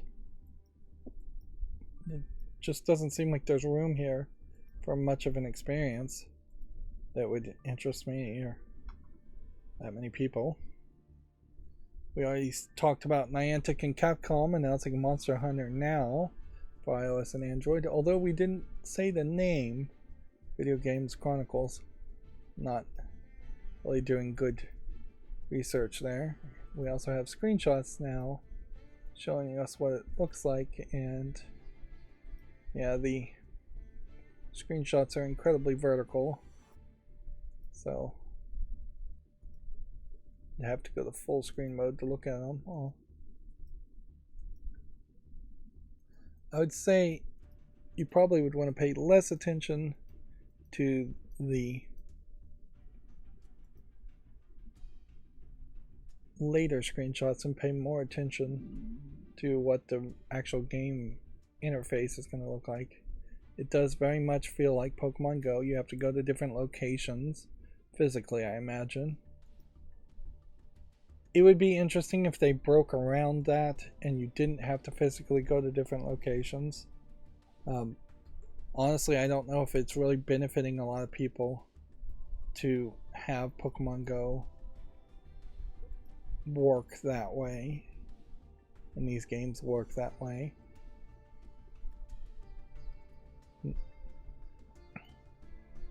If anything, if Pokemon Go made you virtually go to a location, and when you went virtually to that location, you saw advertisements for businesses around that area, and it was a game that was selling a lot of advertisements, that's probably more beneficial than the nightmare that was the original like massive hysteria around Pokemon Go, where people were going to just parks just to play Pokemon Go and just wasting and trampling the grass and wasting space to play Pokemon Go.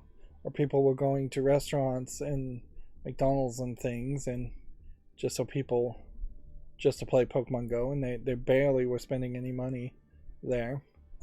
Some businesses certainly, I'm sure, appreciated the Pokemon Go stops showing up, but a lot of businesses found it incredibly frustrating and annoying. If I'm running a small business and I want people to come in and spend money and they're just coming in to play Pokemon Go, I would be somewhat irritated by that. Even if they are spending a little bit of money, I would hope that I could do better business and get people that actually want to be there for the product I'm offering, not for the virtual Pokemon that is just magically in the same GPS location. Moving on, Agatha Christie Hercule Poirot, the London case, has been announced for seemingly everything throughout this summer. Which, yeah.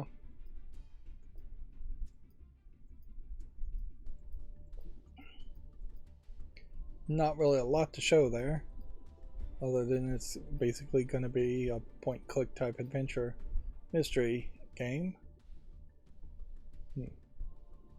I played one of the Hercule Poirot games, and it was alright, but I didn't particularly love it either. A hand-drawn point-and-click adventure called The Many Pieces of Mr. Cuckoo launches September 7th for the PS5, PS4, Switch, and PC, and then soon after for the Xbox Series and Xbox One. Do we have a Steam link on this? PC via Steam. Doesn't seem like there's a Steam link yet. This feels like one of those weird characters that maybe never really even existed. If anything, it feels like one of those Pink Panther animated characters with the long nose. Yep.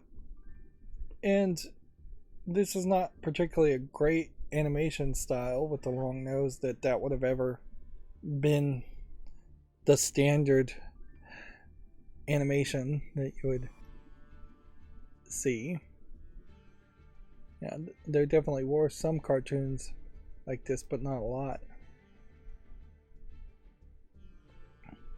But then I also have to applaud the idea of just going your own direction and doing something. This feels very surreal and weird in its appearance. And that could do an interesting, like, LSD style inspired art style depiction. There definitely was a whole wave of LSD inspired art where people were taking LSD and that was causing them to see things visually stretched out and weird and surreal like this and draw those things that way. And that is yet another art style that really has never been embraced by video games, and it would be a weird one to try to embrace too. It's not a very popular art style these days anyways. Moving on, Eternia Noctis free DLC Pit of the Damned launches May 12th. Let's see. Across all platforms. So, can we get a link to that one? Yeah, this game is already on my wish list, but if free DLC is adding to its content, then it deserves an extra short. Somnium Eternia launches this September, and I assume that this is potentially a sequel or prequel.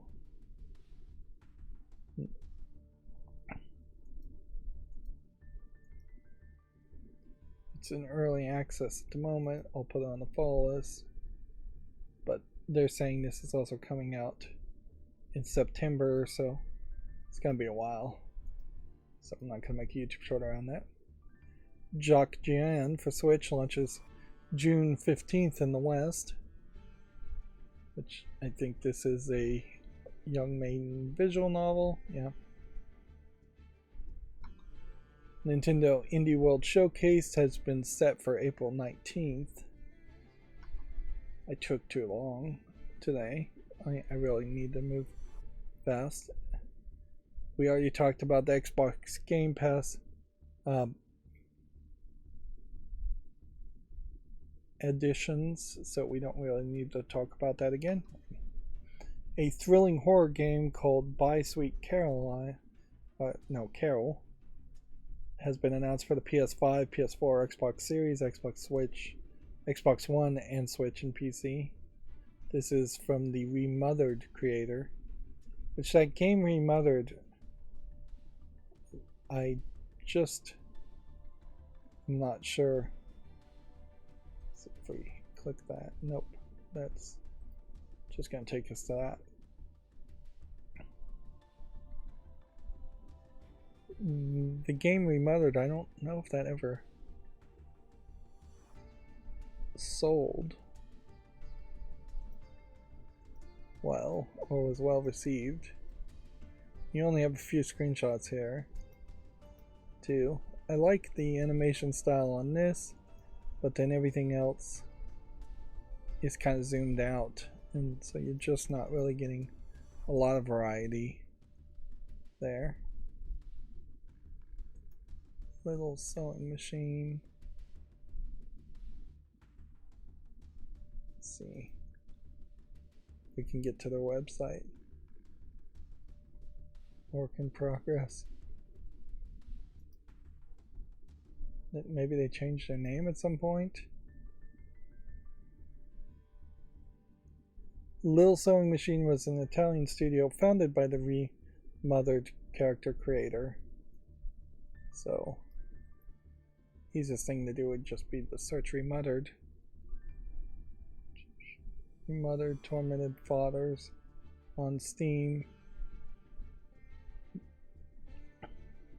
This game, I guess, did get on my wish list, and while it's mixed reviewed in the last 30 days, overall it's mostly positive, and I think you'd lean more to the 1,430 reviews versus the 11 reviews in the past 30 days. This is a fairly old game at this point, from 2018, and this one is 2018, where this one is 2020. So there was a continuation here of Remothered Broken Porcelain that is mixed. It's 61%. There's definitely something to be said, though, about these horror games having actual characters and people wandering around versus so many first-person horror games where you have at most one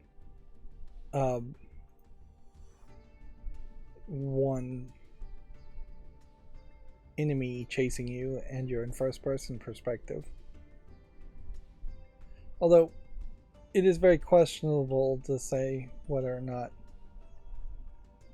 either one of these games really need to be played at all.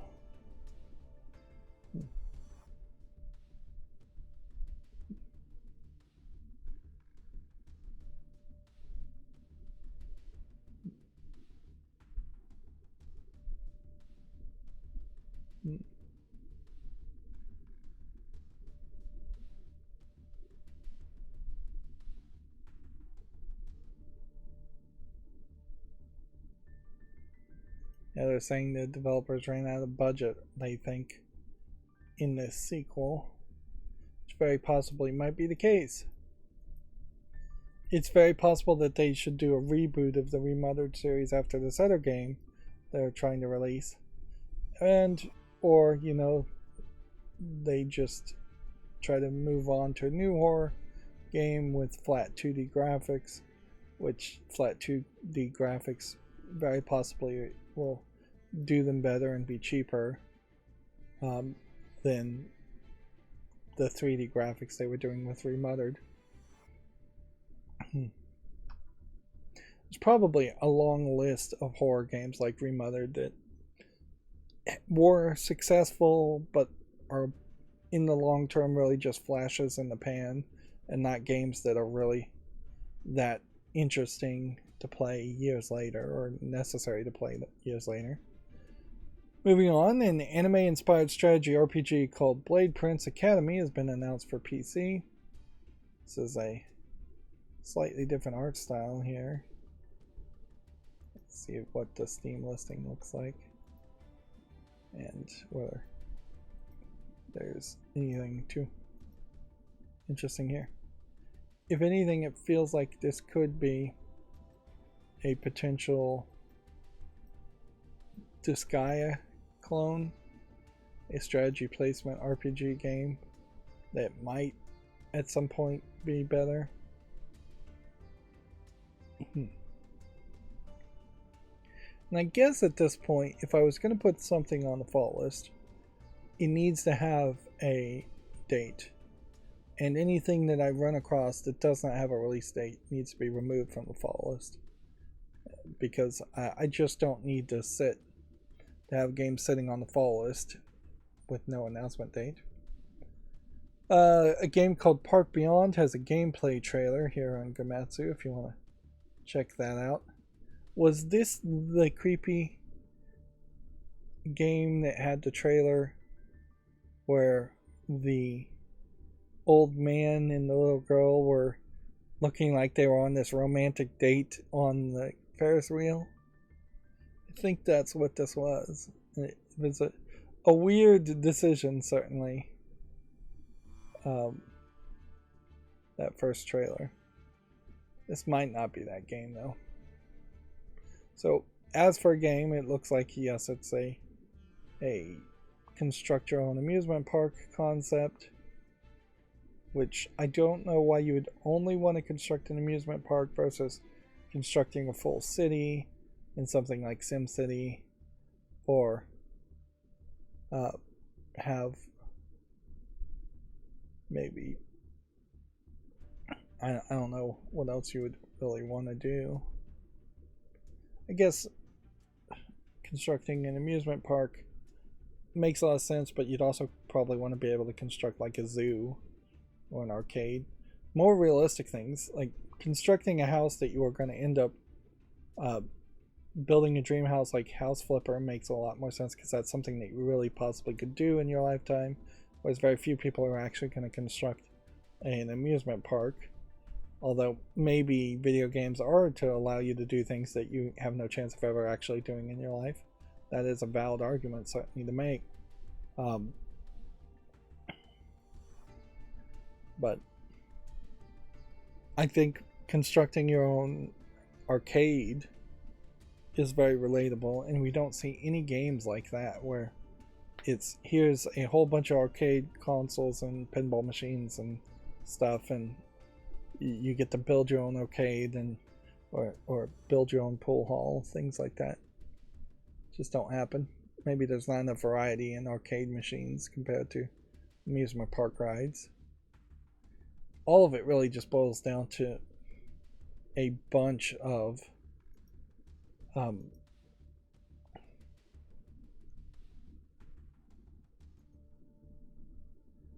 let's see. It really does just boil down to let's see.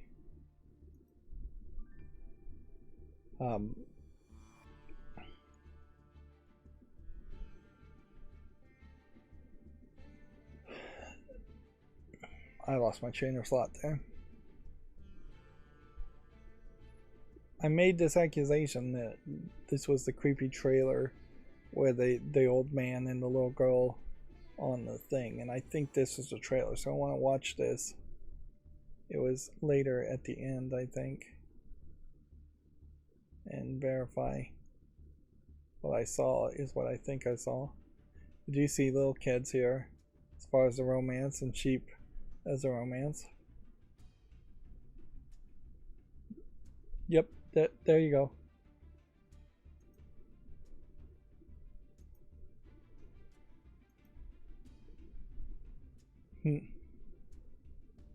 So I guess maybe it isn't supposed to be a little girl, but you just have this quick flash, and I guess I saw it multiple times.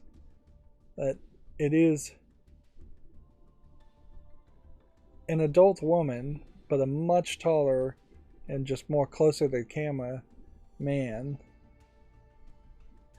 And so 3 or 4 times I've seen this. I saw this now, and only this third time have I realized that was not an adult man kissing a child. Let's just play it in regular thing. Now I do have a blur on, but yeah, so maybe that was affecting my assumptions or visuals there.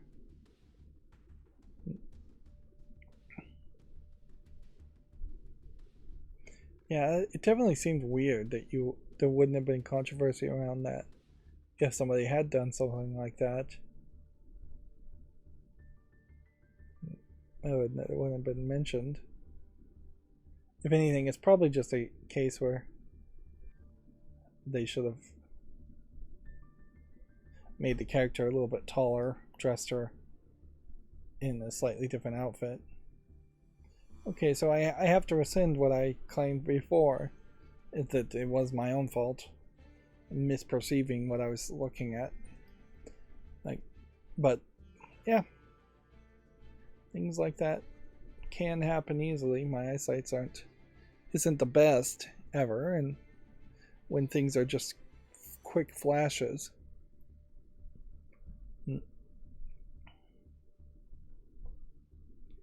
Yeah.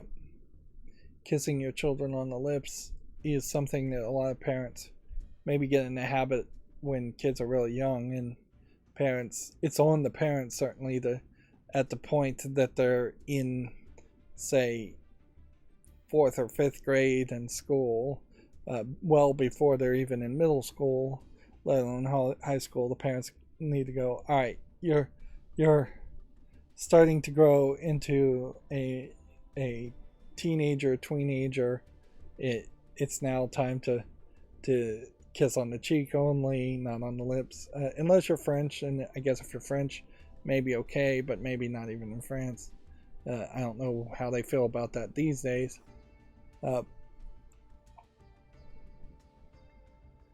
is a thing that will feel very commonplace and natural amongst a family that does kiss their children on the lips when they're younger, and it's just something that, like many things, parents have to recognize is not generally considered acceptable amongst most parents, and does just give off a little creepy vibes after a certain point. And you should desire, in almost every case, to have your kid be perceived as being normal and living a fairly normal average life. So doing something that's out of line of the normal thing is often not going to be helpful. Sometimes it is, but yeah, that's going to lead to them being ostracized, and you just don't want that to happen even once, even at the first time. Moving on, back to video games. Man, I'm moving slow today. Duel DX has been announced for the PS5 and PS4 and Switch and PC and the Game Boy Color, which, interesting. I guess we are now competing with what is going to be the last game ever made for the Game Boy Color, and we are now in a world where there is no reason that you couldn't, without a Nintendo seal of approval, even though it looks like this actually has one, I don't think anything stops you from making cartridges these days that they would work on consoles that just don't exist, really. Looking at this game, you can see it's designed to look and feel like a Game Boy Color game, so it's definitely going to just suffer as an experience in everything else, as it's a 4x3 limited color palette experience first and foremost for the Game Boy Color.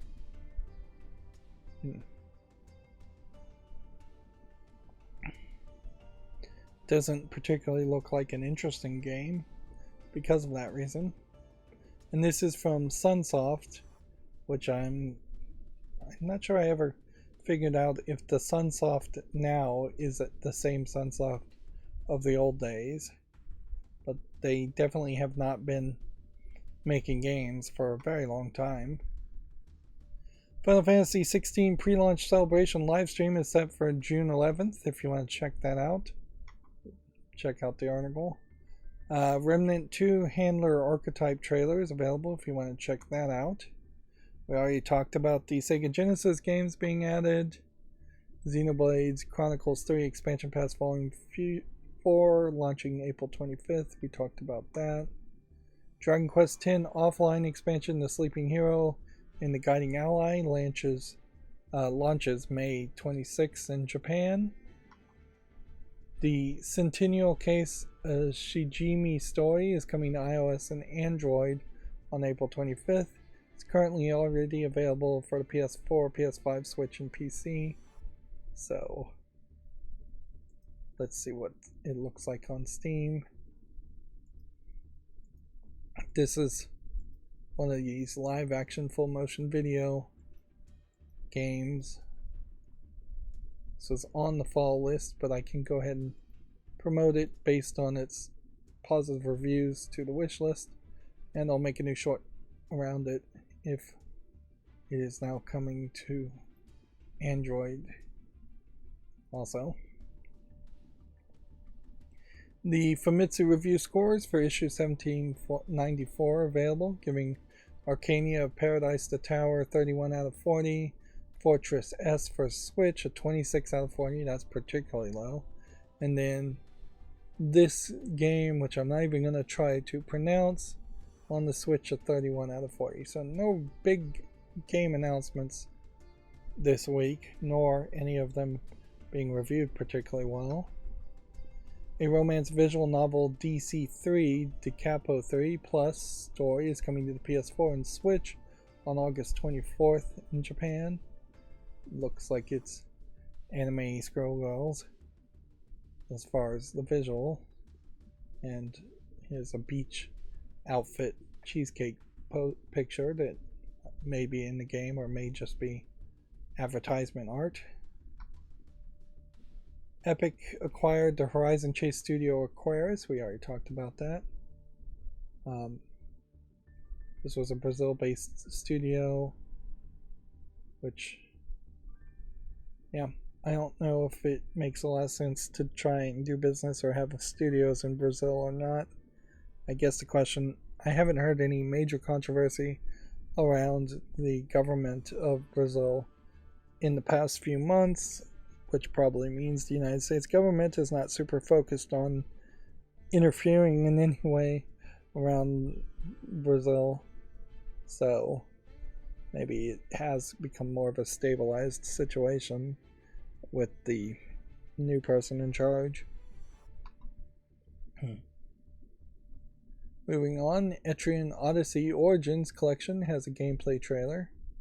Here you have one of these more moe type characters. If anything, because you have the Native American looking type character, or it, like with the band bra, and like this highlights the moe animation style in particular, and the proportions in the moe and kawaii. Like maybe you would even call this more of a kawaii art style. Either one you pick, it highlights how body proportions in these art styles are not designed in any way to be accurate. You have tiny little neck, you have giant head, giant eyes. The breast size here would be way too big if this is supposed to be a little kid, but then the height is way too short if it's supposed to be a little kid. The stomach on this one also fairly long too, and probably about twice as long as you would see in a real human character. Now, I do recall Etrian Odyssey being something I recognize as a name, so there must be other games around this. Yeah, this looks like this is a dungeon crawler game, or maybe a combination of multiple games. Etrigan Odyssey HD, HD2, Etrigan Odyssey 2 HD, and Etrigan Odyssey 3 HD. So it's 3 older games getting re-released and possibly re-remastered. And if anything, it feels like a dungeon crawler that would be far too much of a commitment that I'd really want to play it. And like many dungeon games, and many of these Japanese games in general, where you have characters being shown off, you can only go so far with this. This is seemingly a shopkeeper character, and the player characters, Paul, Linda, Mary, Sarah, and Ally, here, you may see very little of them when we watch the trailer. Because you're mostly in this first-person perspective. Moving on, Monster Hunter Rise Sunbreak expansion title update 5 launches April 20th. Check out that article if you're looking for more info. I'm trying to burn through all this. Well, something seems like it's gone wrong here, too. Interesting. So we're going to have to address that.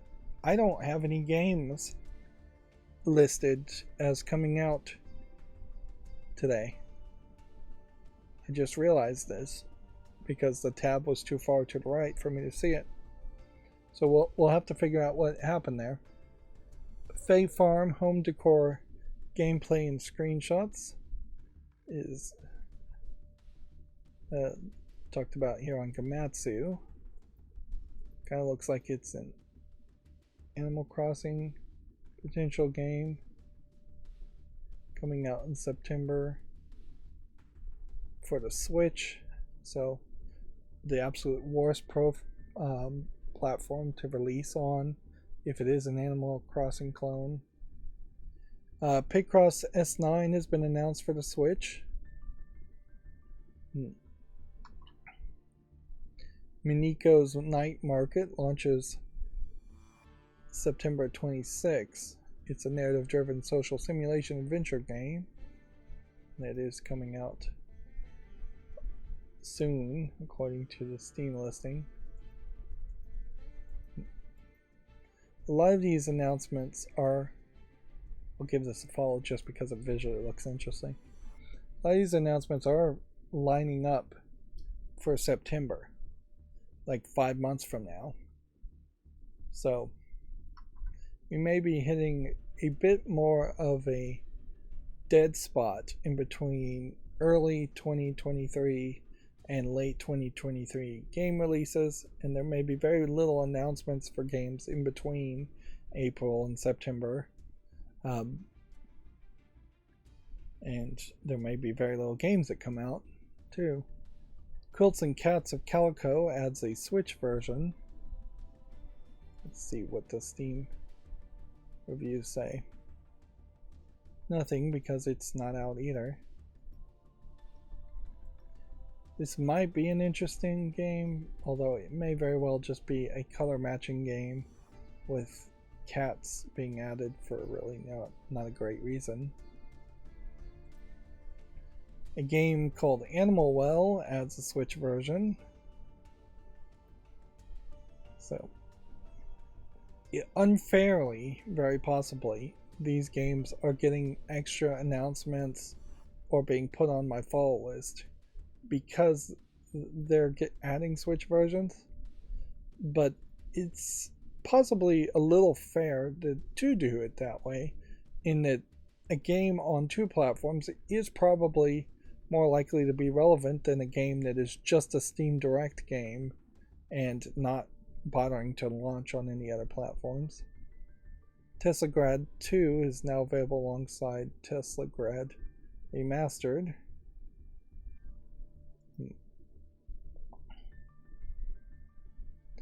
So we'll click on that and see if there's a link for Teslagrad Remastered.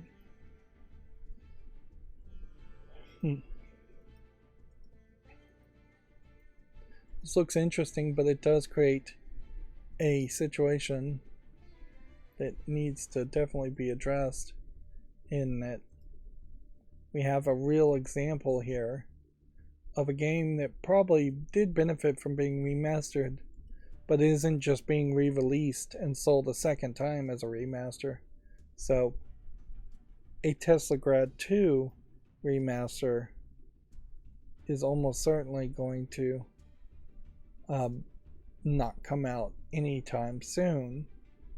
At least you would hope that would be the case. Whereas the Resident Evil 2 remaster was quickly followed by a Resident Evil 3 remaster. The game Blasphemous 2 launches in late summer for 2023 for the PS5 and Series, Xbox Series, Switch, and PC. So Series, I assume Series X and Series S. But no PS4. Let's see.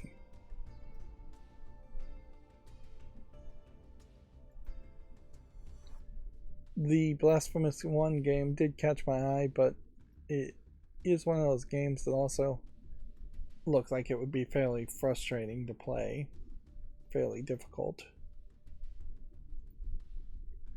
Let's see. Oxenfree 2 Lost Signals launches July 12th, and does seem like it is actually on Steam.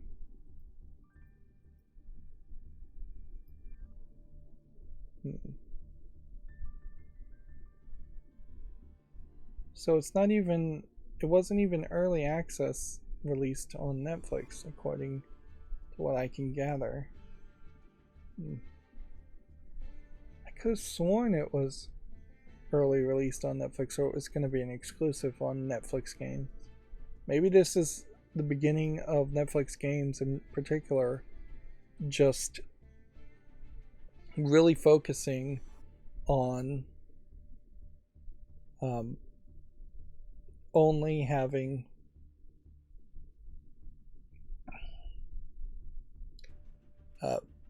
a publishing division that's a more traditional publishing role, where they publish it on different consoles instead of trying to have their own marketplace through the Netflix app, which they're still working on that, obviously, but maybe they're not going to focus on that.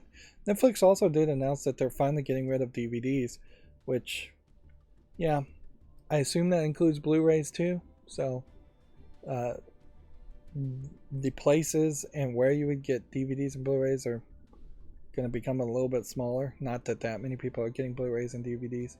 There's still definitely an argument, particularly if you're watching like kids movies in a car where you don't have internet. That makes some sense. Or if you're going to some old person's house that doesn't have internet, that makes some sense. Or if you're trying to collect things like anime that are not the kind of DVDs that you're just going to find easily at a Walmart, that makes some sense. But the vast majority of shows don't make sense to have DVDs. Dragon Ball Z are not the kind of anime I'm talking about. Certainly I'm talking about things that they made DVD prints once and then never again. And if you want to watch that show, it's going to be hard to find it streaming, or it's going to be hard to find it in DVDs. And even in that case, that's a rarity. And not just anime, there are also old black and white and Criterion collections of movies that still make sense to have Blu-rays around, or really visually appealing 4K UHD videos make some sense also. Moving on, Chants of Sinnar launches September 5th for the PS4, Xbox One, Switch, and PC. This time not doing the next generation games, PS5 and Xbox Series. Puzzle adventure game. That's what it's described as. Looks like it might be a little interesting. Or it also could be nothing.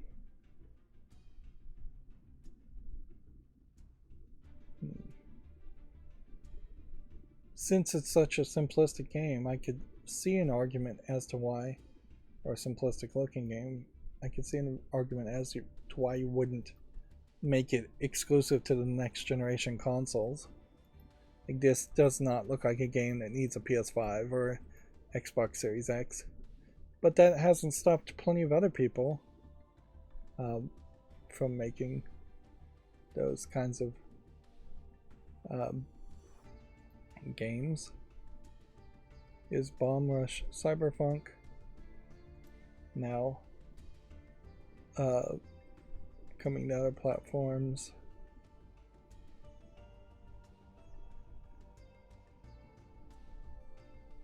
Which that was one of them that I was looking up. It was Bomb Rush Cyberpunk, and the other one was Oxenfree 2, which we have both of those now, so I don't need to look up those articles. Sorry about the blur.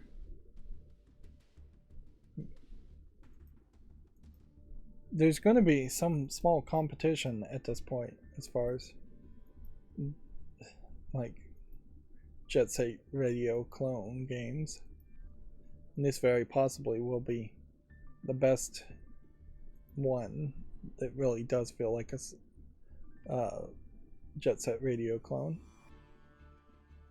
Okay, so I have no idea what happened here, how my macro screwed up so badly.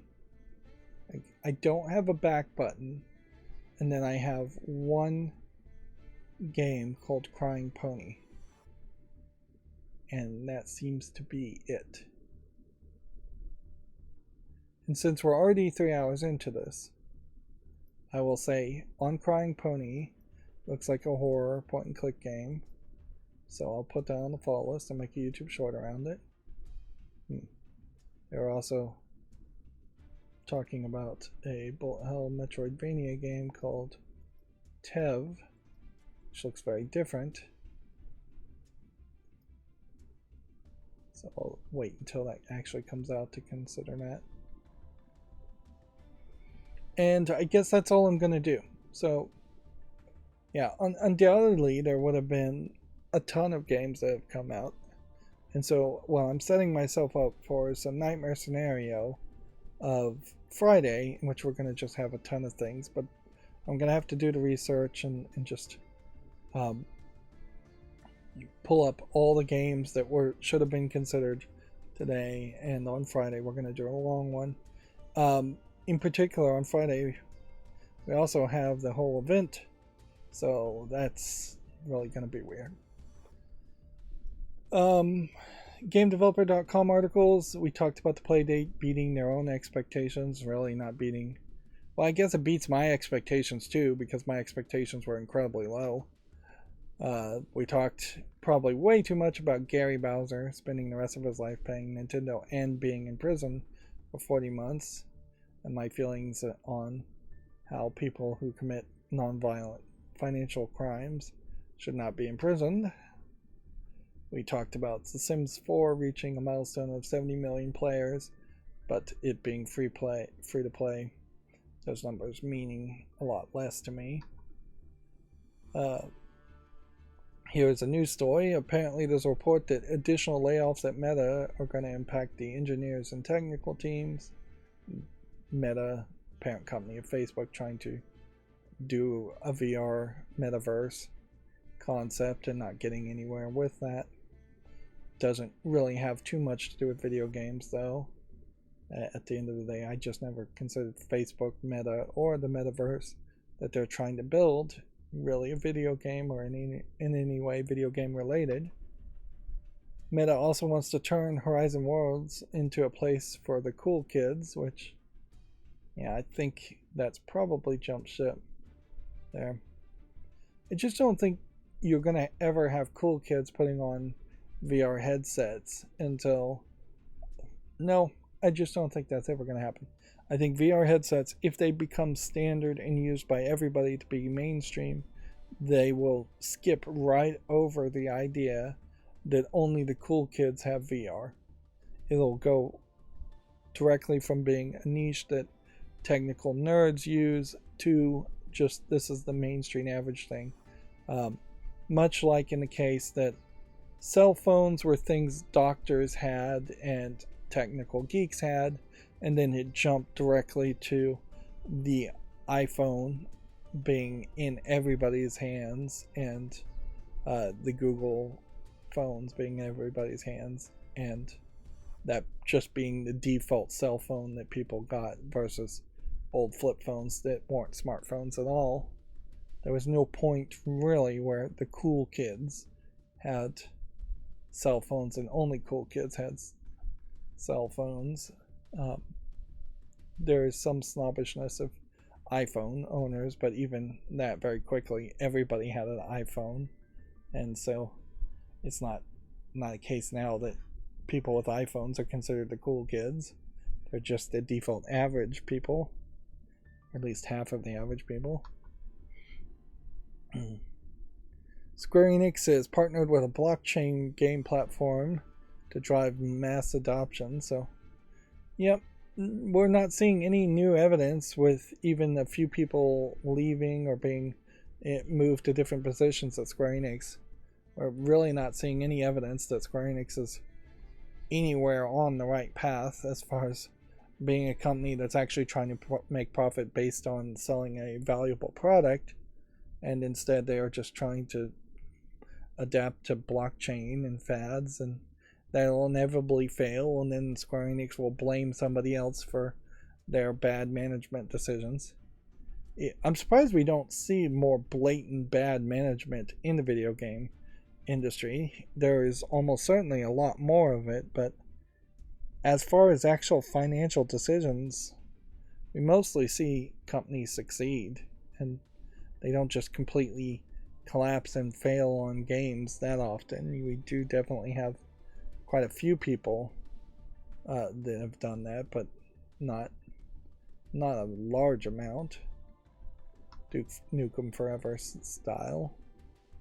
And then Epic bought Wonderbox dev Aquarius to establish the Epic Games in Brazil. Yeah, I have no idea what possibly would have broken my macro this way.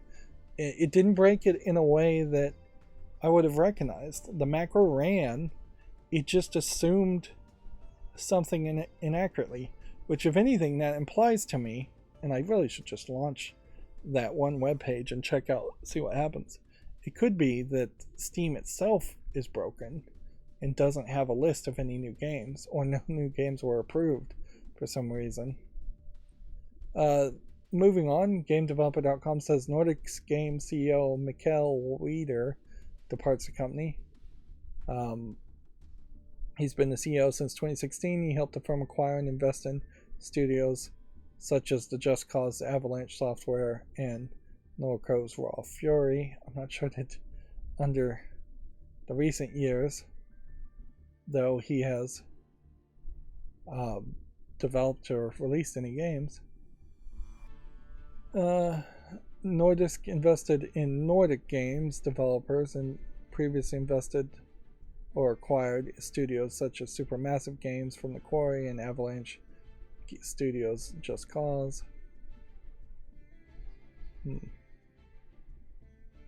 Yeah. I don't think, though, that I've heard anything from Nordisk Games in the past few years. Right. And then we've got some Flawless Cleanup, an Arkanoid dungeon-themed game with no relevancy from October of 2022. I think we can remove that from the fall list. Dungeoneers. That's 44 reviews from 2022. I just don't want to make a decision, so I'm going to say leave it on the follow list. Inherently, I shouldn't do that, but that is how this is going down. This dungeon faster and deadlier looks good, so I'll put it on the wish list. Dungeon Town says it has sexual content in it. Looks like it's a dungeon crawler, and that would really doesn't look like anything. Does this actually have mature content in it? Partial nudity. Which we should at some point address whether partial nudity should be tagged as sexual content or not, because just being nude should not inherently imply sexual content, even in the form factor of a video game where you are inherently being voyeuristic and looking at other characters that you're not associating with.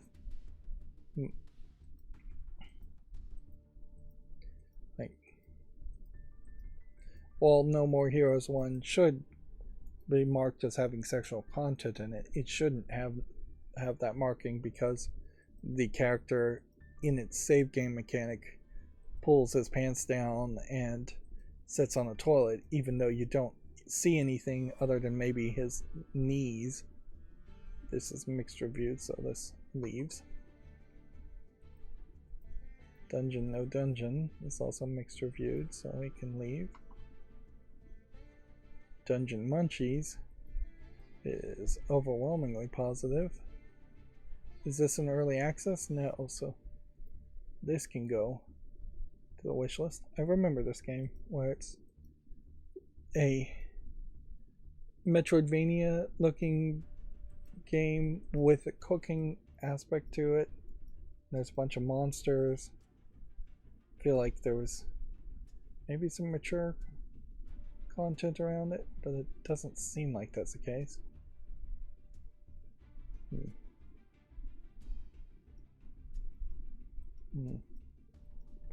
Yeah, there's no mature content here.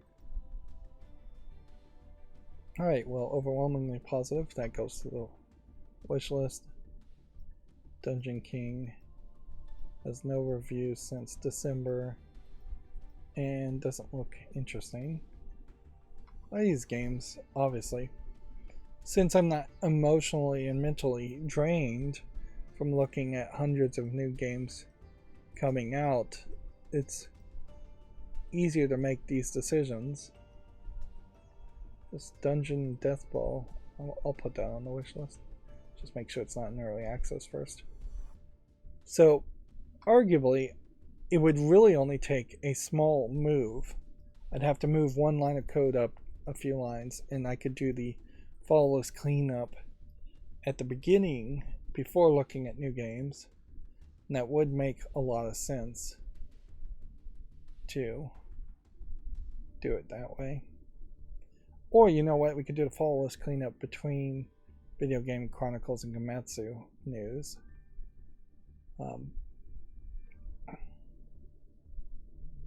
That would break things up a little bit. Yeah, that sounds like a smart move. I'll do that when I get around to it. This Dungeon Color game, even though it is relevant, I don't know if I really want to play this. This feels very similar to,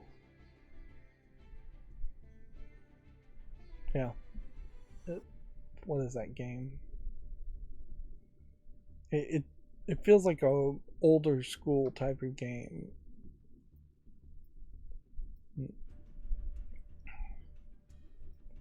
Dungeon and puzzles here. Dungeon themed Sokoban game. I'll put that on the wish list. Alright. So I'm gonna just pop up my macro then and run, let's see, Steam version 2. Let's see what happened here. Let's see, click that. Yeah, that's what.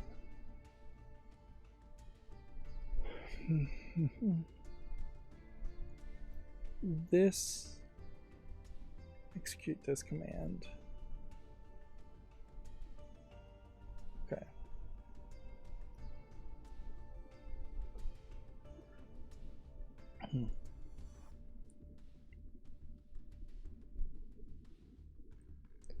So today is April 19th.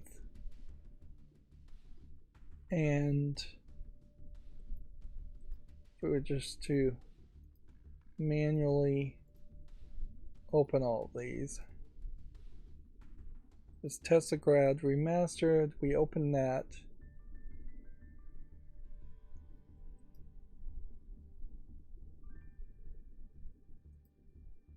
Crying Pony. And my page disappeared.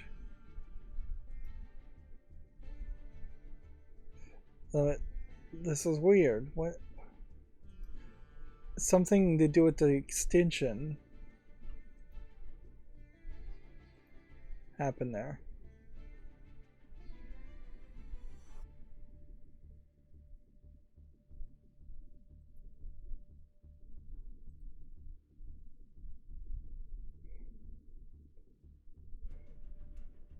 Now I guess it didn't close the tab, I just lost it. It was here. Alright, so because yeah, and I'd have my other extension on by default, so I wouldn't have to right click and open a new tab, but we'll just do this the old-fashioned way. And certainly I could try to evaluate games just from this perspective.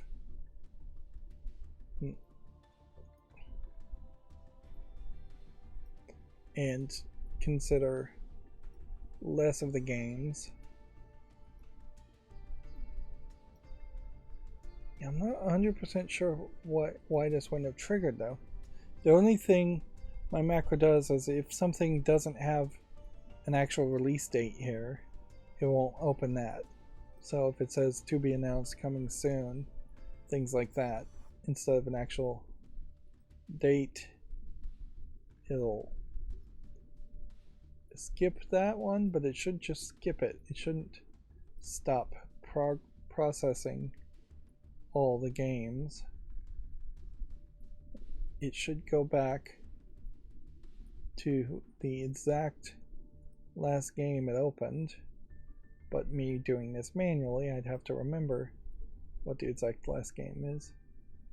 But it should get at least all the 2018 games, I mean the April 18th games, and this game is actually free at the moment.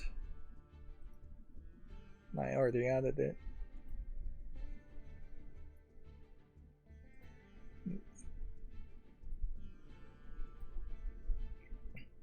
And it should get some of the 17th games too. And since we're doing this all on screen, we should just go through all these games.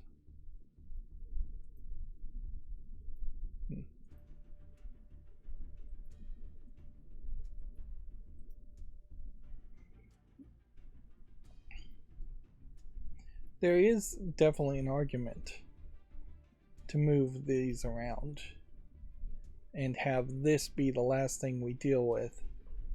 That also allows people who don't want to have me talking about adult games or showing in blurred fashions or sometimes accidentally flashing adult content. You can leave at that point and you wouldn't miss any of the news. So yeah, I'm gonna do the fall list cleanup before GameDeveloper.com and then do the YouTube, what's new on YouTube, as the last aspect of the stream. And then we can kind of guarantee, I think pretty well, that there will never be any other content after looking at the games on the stream. So if that's something people don't like, they can walk away from their TV. I am not going to encourage people to change the channel as it were, because that hurts my watch time and hurts me on YouTube. But if you just want to leave it playing and then walk out of the room, that's acceptable. It would be nice if everybody watching my videos were actually watching my videos, but it's probably too much to ask, particularly as long as these streams go. That is also a problem. The streams, in my opinion, definitely feel too long, and I don't know how to really fix it. There's just a lot of video game news, and unless I start severely picking and choosing what news gets reported, which is bad journalism, or severely picking and choosing what games are shown and highlighted to going through all of these games, which is, again, a form of curation slash censorship that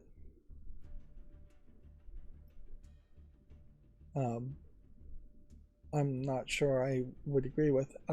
So we've almost certainly now gone through everything that has come out, and we may end up with this stuff showing up again on Friday, so I'll probably have to do some curation there also. So Find the Way Out Samurai doesn't look quite good enough. Tank Kingdoms. Is there some way I could say yes to this game? It would be a tough argument. I'm gonna say no. Spy, Spy, Spies looks like nothing. Legendary Sword doesn't quite look enough like a game. Pixel Wars. So I spent all this time opening up pages just so we can flick through things and then close the pages and dismiss them for the vast majority of games. This Cube of the World is obviously trying to have confusion between the Minecraft Legends game, which we'll see in a minute. Your Average Bear, I'll give that a chance. Curse of the Corsair, yeah, it doesn't look visually polished enough. Shield Wall doesn't look enough like a game that I'd really want to play, so I'm gonna just say no to it. It looks too trolly.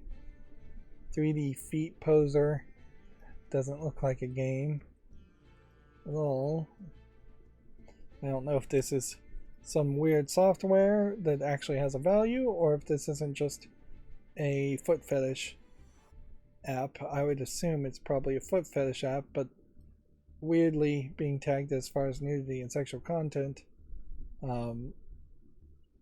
it doesn't seem like it's probably going far enough in the direction to satisfy somebody with a foot fetish. Like, and at a certain level, I almost wonder if somebody with a foot fetish in particular is going to have very little response to digital disconnected feet. Anyways, it might very well be a situation where that fetish is best and only satisfied in the real world, touching, licking, sucking real world feet, not virtual feet. Same can be said for pretty much all the adult content, as far as video games or animation in general, in that I don't feel like the 3D CG porn visual novels are particularly any better than just your random porn video that you can see online for free. And you get into a slightly different situation when you're talking the more anime flat 2D animation style, because that's something that really cannot be replicated in the real world. Whereas the 3D CGI feels like it is 100% just trying to replicate the real world and just doing a very poor job of it. I'm going to say no to this game. Doesn't look varied enough. Deathcron, I'll give it a chance. It looks like might be something. So desktop dungeons. It's not much of a game when you look at it, but for the low price of free at the moment, it's worth checking out, and it is very positive otherwise. But yeah, just don't expect miracles. Old strategy war doesn't look like anything. Yeah, we have a big fish game. We'll give that a short. Let's go back to desktop dungeons though. Rewind is the other one. So that's very possibly a remaster. Here we are. It was the exact next game. Yes, and this feels very much more like a modern looking game. They are effectively selling a remaster of a older game, older looking game, which is fine. The Mage Seeker, a League of Legends story, we'll give that a chance, just because League of Legends has some recognizableness to it. Floor chess, it doesn't look interesting. Exogate Initiative, feels like a Stargate clone, and only because it's a Stargate clone am I willing to give it a chance and make a YouTube short around it. Minecraft Legends here. You can see of 689 reviews, 62% of them are positive. People are not liking Minecraft Legends.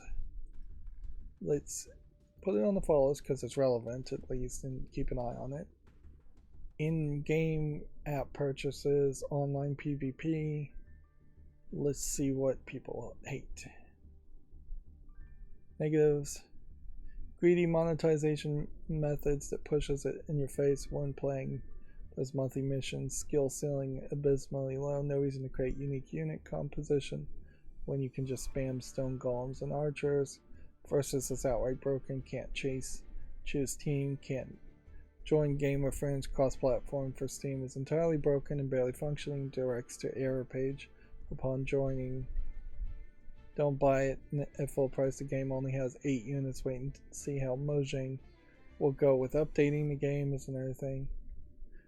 The game was fun for exactly 2 hours and then he was refunded.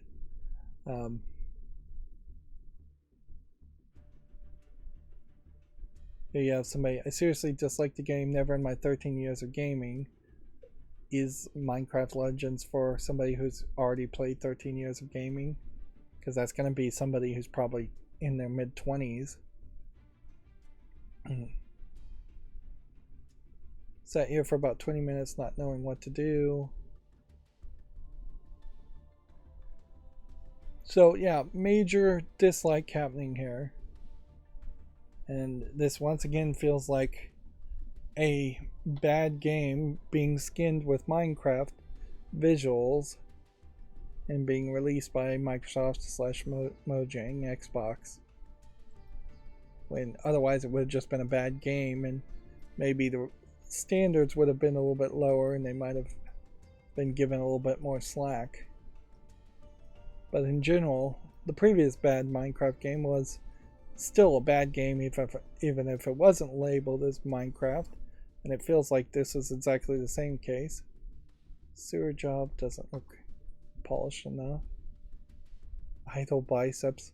At the very least, I would say an idle game where you actually were exercising kind of does make some sense. That is something you can do when idling in the real world is exercise. You don't want to over exercise, certainly, and hurt yourself, but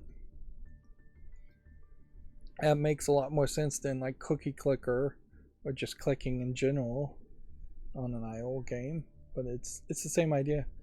If there was some kind of way that you could measure a like acceleration of a special controller and you actually had to do curls or bicep curls for it every rep in this idle game, then I guess it really wouldn't be an idle game at that point, but that would be an interesting concept too, to gamify exercising.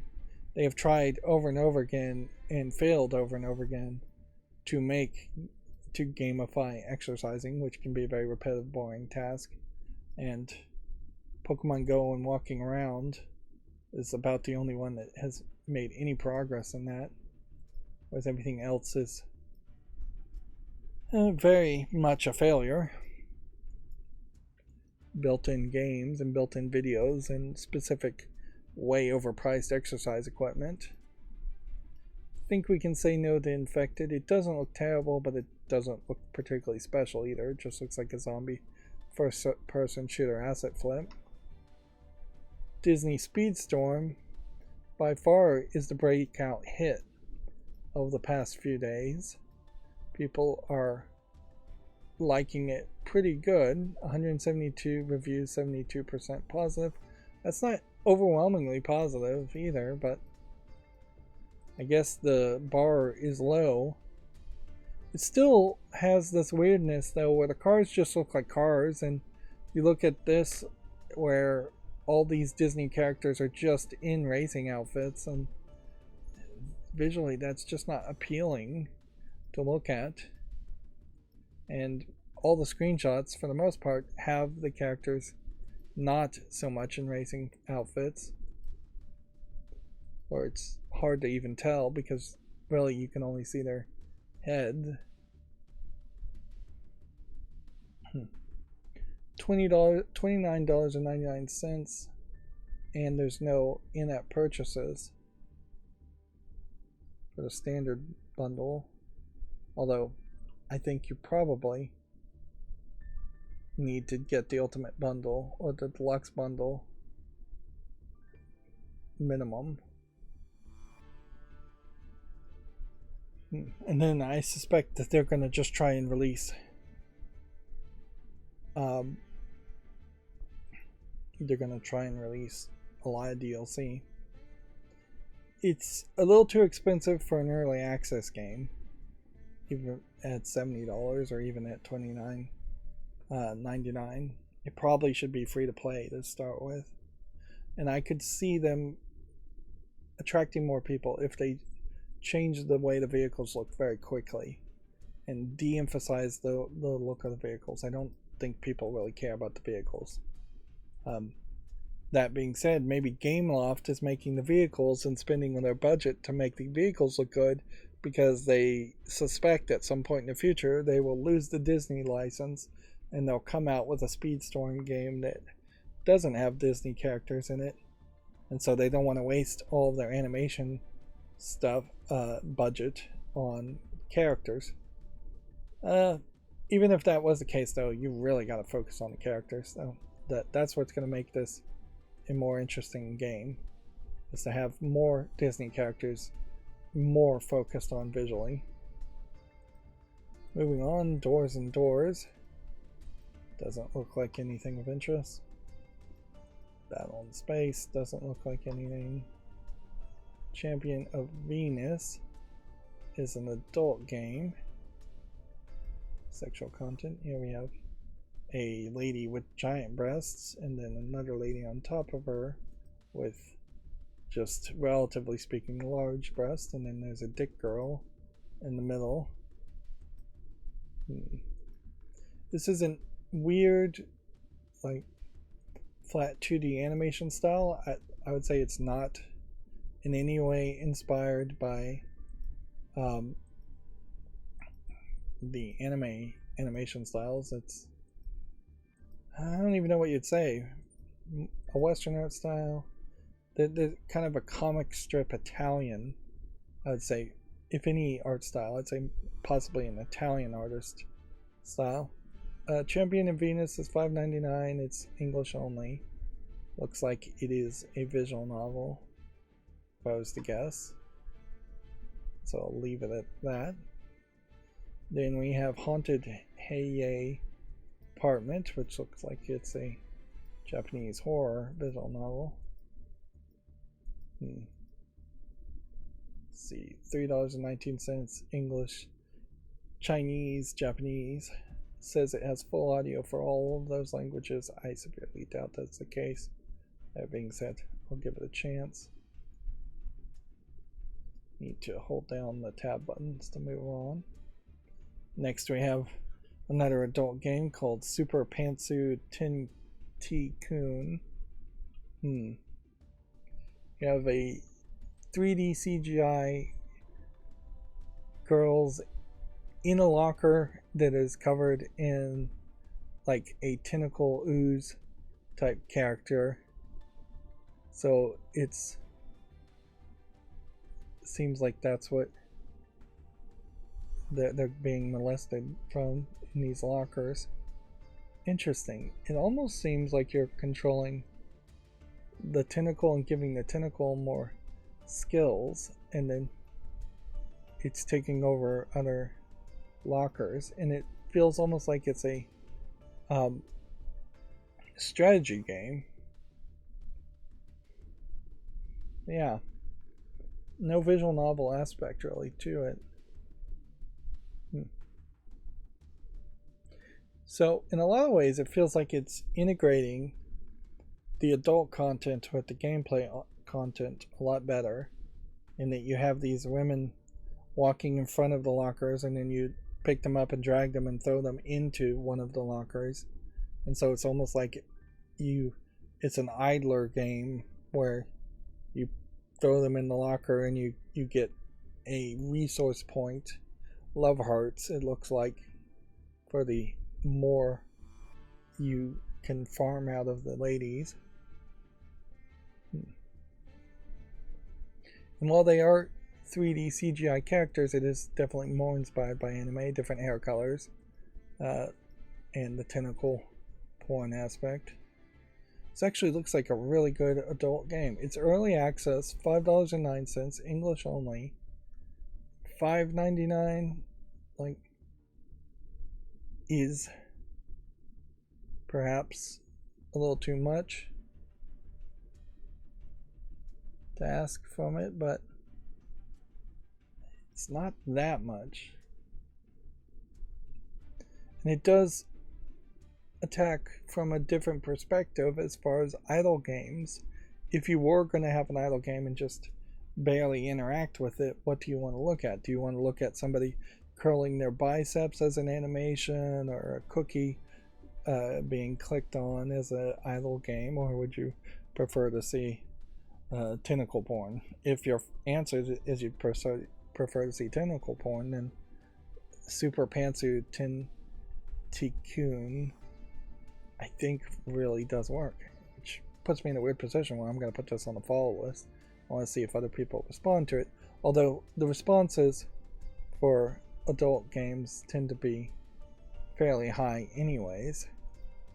They have this other game called Super Pantsu Hermachi, which is just a match 3 game, and yeah,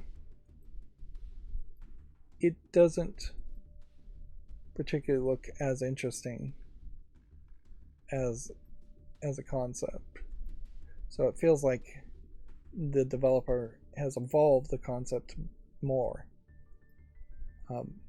It's just one of those match 3 games where you have an enemy on the side and you're trying to damage the enemy on the side, or get them their clothes removed as a concept.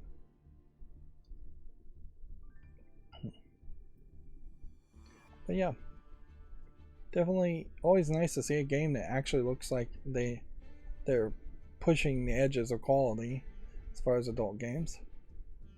Next we have another adult game called The Rebirth of Kingdom Low. This is flat 2D anthropomorphic furry characters in kind of an RPG maker type looking game. It doesn't seem like much of anything. I guess if you want to play an RPG maker or an RPG type game and have anthropomorphic animals doing it with other anthropomorphic animals, there might be something here. It's $2.99, which is a little bit better on the price. It's English and Chinese too. Yeah, if the previous game Um, the Tentacoon game was $2.99. That would almost be the exact right price in my mind to sell it for.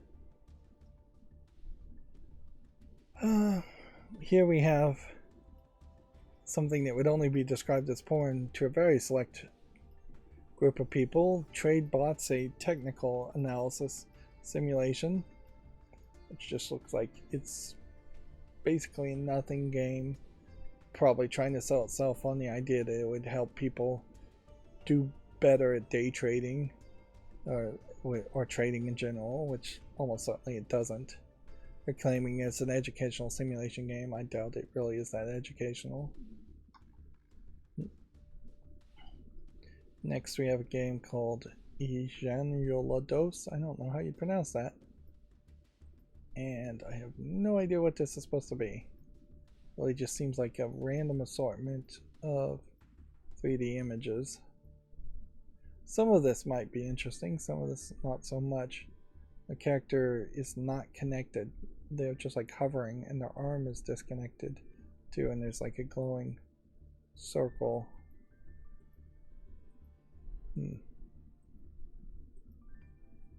This is one of those games that feels too much like an asset flip and doesn't feel like there is an artistic, consistent theme or idea amongst its surreal imagery. Next we have a game called Sleepy Daniel that doesn't look like anything. Next we have yet another adult game called Hentai Casual Swap 2, which flat 2D, probably licensed or downloaded from the internet, anime girls and your basic slide puzzle. Nothing particularly special there. Selling it for 79 cents, English only. 12 achievements. It says it has 100 illustrations. I'm not sure I really believe that. Yep, and this is back to like the low quality adult content. Really, even at 79 cents, it's a hard sell to say you should buy a game like this with just the generic slide puzzle gameplay mechanic. There's just no reason for something like that to be a game. Next we have another adult game. They're all getting bundled together in Devil's Night Party, which you saw me open the tab, so it's not anything I do as far as my programming that puts all the adult games back to back. It has to do with how they get listed on that chart in that feed. Devil's Night Party looks like it's an RPG game, maybe very much more of a dungeon crawler than even a total RPG, with a lot of just adult content added on top of that very haphazardly. This lady is in this like skin tight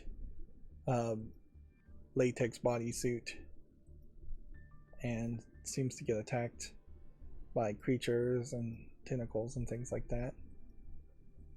She's got some kind of metal braces or shackles on her hands, but they don't seem to be connected a lot of the time in the screenshots.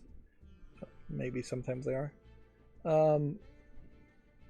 It's being sold as Devil's Night Party at the top, but it's then has a completely different name as Manki Yagyo, Yagyo, Manki Manki, down below for $7.19. It says it has full Japanese audio and then supports English and Russian, Chinese, and maybe a couple other languages. But yeah, there really is just not enough here that would catch my attention. Let's see. Three Kingdoms The Journey. Looks like a card game, so we'll give that a chance.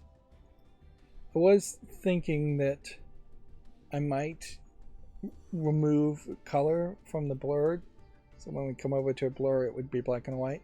I don't think I'm going to do that, though.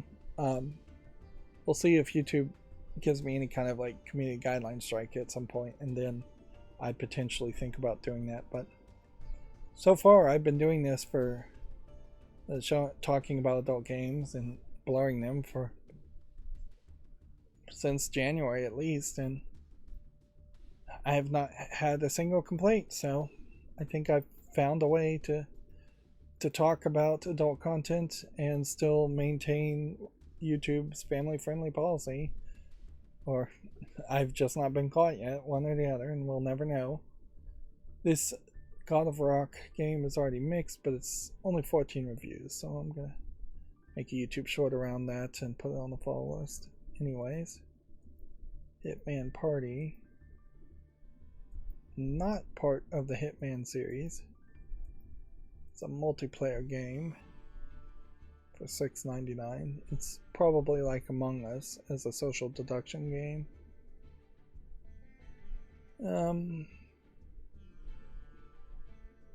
I'll make a YouTube short on it anyways. Yeah, we have another adult game called Trap of Musk, Asia Knight.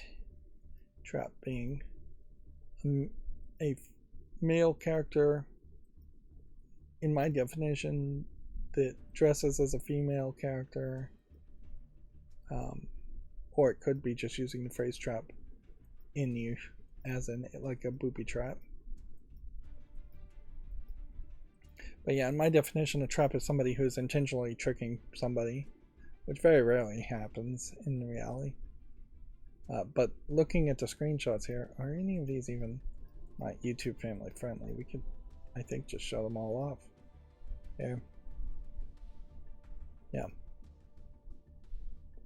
I'm seeing like 4 characters at most, and none of them really feel like a trap. Like this is probably a guy, and maybe his hairstyle is supposed to imply, and his dress is supposed to imply that is a female, but yeah, I don't really see a thing here. This looks like a real female, and this to me looks like a guy, so maybe I'm not falling for the trap here. This looks like a real female just by the cleavage, and this looks like a guy, and this looks like a guy. Yes, in anime they all blur together a lot of times, but usually when you see the phrase trap, you're seeing a guy that's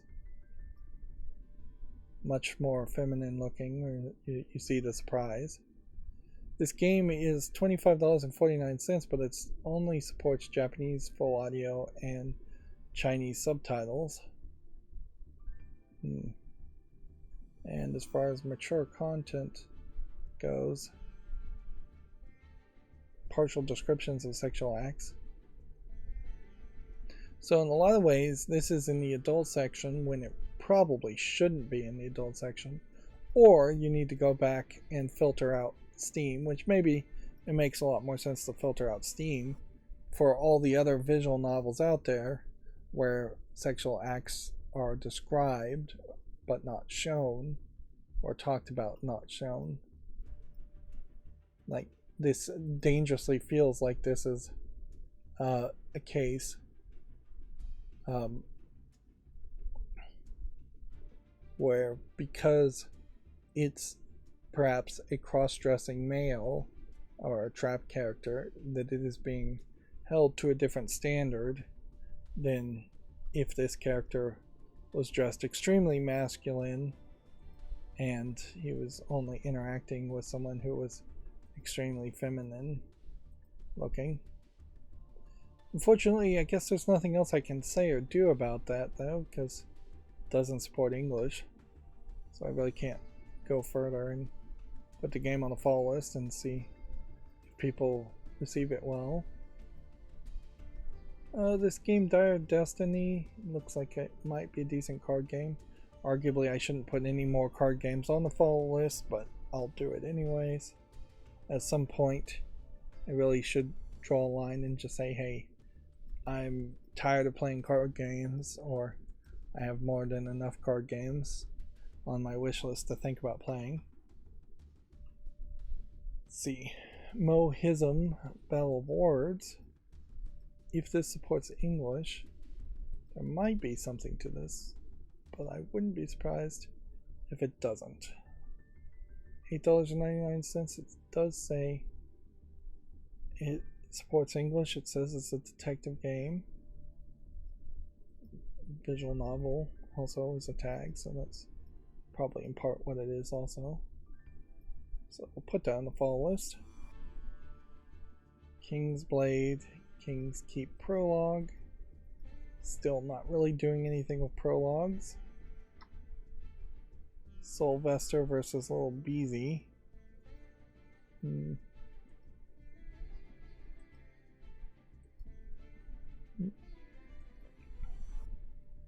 Show Little Beezy who is the boss of Winkletown in this addictive fast-paced 2D action roguelike. There's a Game Jam Game of the Year. Do I see anything here that really interests me? No. If anything, I very much feel like game jams are a waste of time. As far as making games that are worth playing or putting out there. Game jams are way more of a thing. Just another example of game developers getting together and rubbing elbows and having little tournaments, effectively, is what a game jam is. But the final products are always games that are made over the course of maybe 1 to 3 days, and you're just not going to make an interesting, good game around that. If anything, it would make a lot more sense to have tournaments where you're given a theme a year in advance, and you have a year to develop a game and present it within that time, or 6 months in advance at minimum. And then you would have a final products, several final games worth highlighting and putting out for sale. And arguably, even if you were to go to a game conference and do a game jam, you're wasting your time doing the game jam instead of rubbing elbows and meeting more people, because maybe you'll get on a team of 2 or 3 people that you work together with during the game jam, but there will be hundreds of other people that you could say hi to and just meet and know their name face to face, and get them to remember your name and think of you next time they have a project that they need to hire somebody from. And game jams inherently, and these kinds of events inherently, are unfair to 99% of the world population of people who couldn't possibly afford to go to those game jams, or wouldn't even know about them, or would just be ostracized in one way or another, even if they did go. So we have this game Energy Survivors, and it looks good enough, so I'll give it a follow, even though it's a Vampire Survivors clone. The mini fad that seems like it might be a little bit long lasting here as far as Survivors games is seeming to create some variety in games. I almost want to say yes to the Santa Basement game, but the answer is definitely going to be no. The idea of a big Santa like this is grotesque and not interesting, but the idea of elf ladies in skirts is interesting. But I would, if I was going to take anything from this, I would just take the elf ladies in skirts, get rid of the horror, dark screenshot elements, and just have a bunch of elf ladies running around.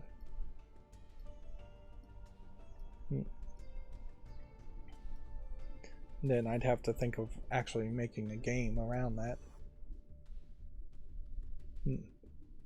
Otherwise, this really does just look like it's a hide and seek, run away from Santa. Big fat Santa that's probably coming to kill you. Yep.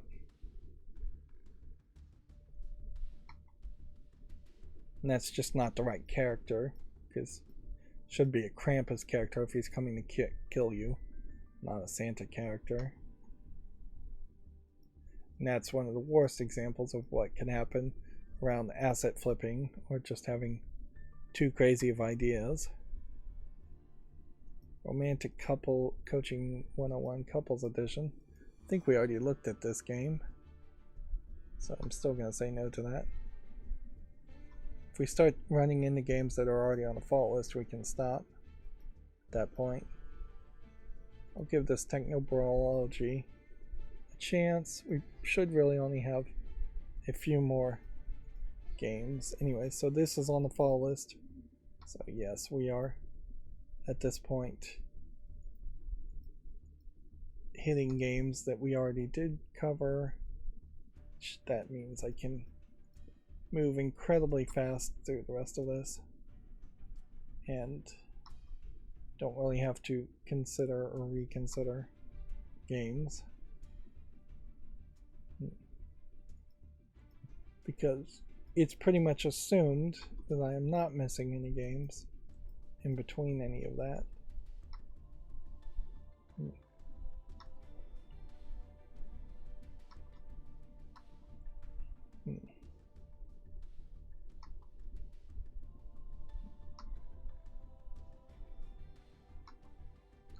Probably should get rid of this and block that.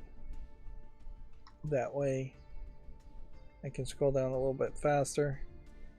And if I zoomed out a little bit more, I would be able to immediately, without having to scroll down, yeah, let's see if we can do that. Here you have like a standard thing. If I just went down one, then I don't have to scroll, and that saves me a lot. That being said, I still would need to grab this and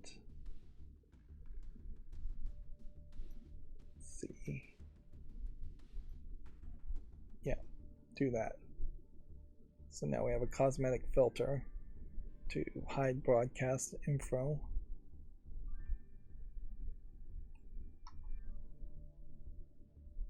Let's see. It's not the most ideal way. I think I'd be way happier to get rid of this and then zoom back in.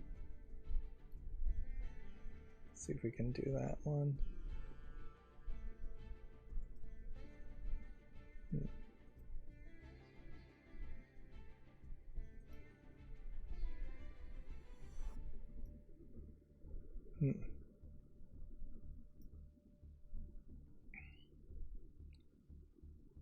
Yeah.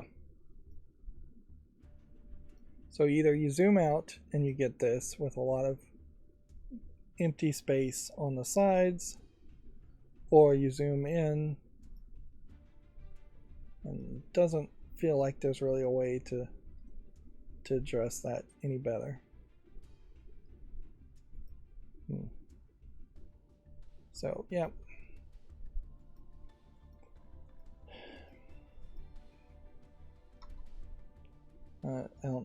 I think it's probably automatically stretching the code when you're zoomed in, so it does hide this below the fold.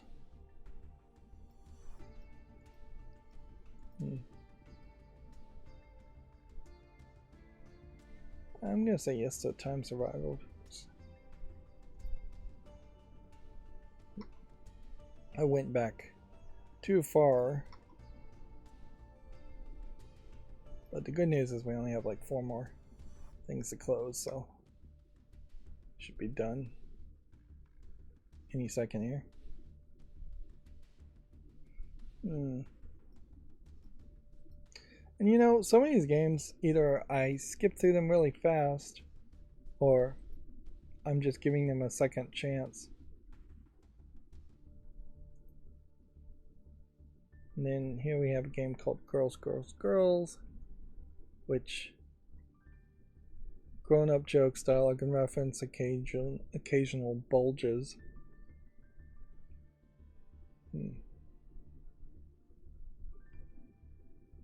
Are any of these anime girls actually anime girls? Or are they all cross-dressers?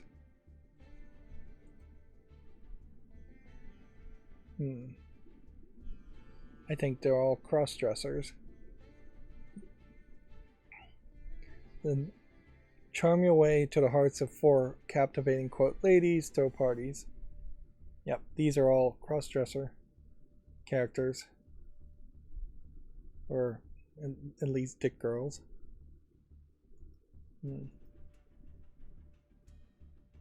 It's somewhat kind of obvious, at least on a couple of them, and that they don't have breasts or very big breasts. If anything, this might be an opposite situation where this should possibly be in the adult section, except for it just seems like we've got a censored version of the game here.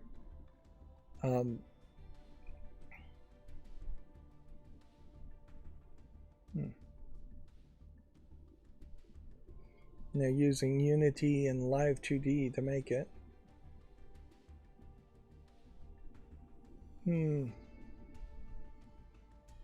Well, you don't get a lot of cross-dressing games or visual novels on Steam, so we'll make a YouTube short around that and see if people respond to that or not.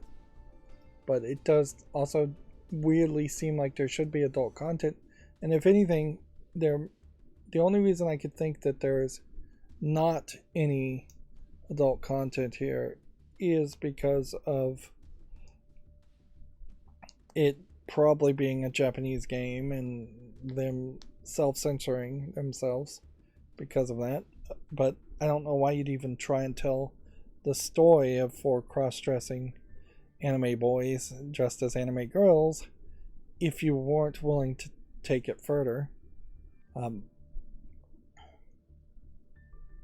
Although, interestingly, this is also English only. So that does also put a different twist on it. Alright, well, ending on a cross-dressing anime-made game and having gone 4 hours, that's going to be it for this stream. As always, I ask you to like, share, subscribe, comment, and watch every second of my videos because that helps me with YouTube. If you want to friend or follow me on any social media sites, there's a bunch of links down below. And let me know in the comments if there's some new social media site that you think may be the new big one, since so many of them are no longer relevant. And then if you want to support me even further, there's a link to Patreon in the description, or you could friend me on Steam and gift me a game off my wish list. You could certainly gift me girls question mark, and then that would put me in a weird position as I try to play a game like that on YouTube, certainly. Thank you for watching. Have a good evening.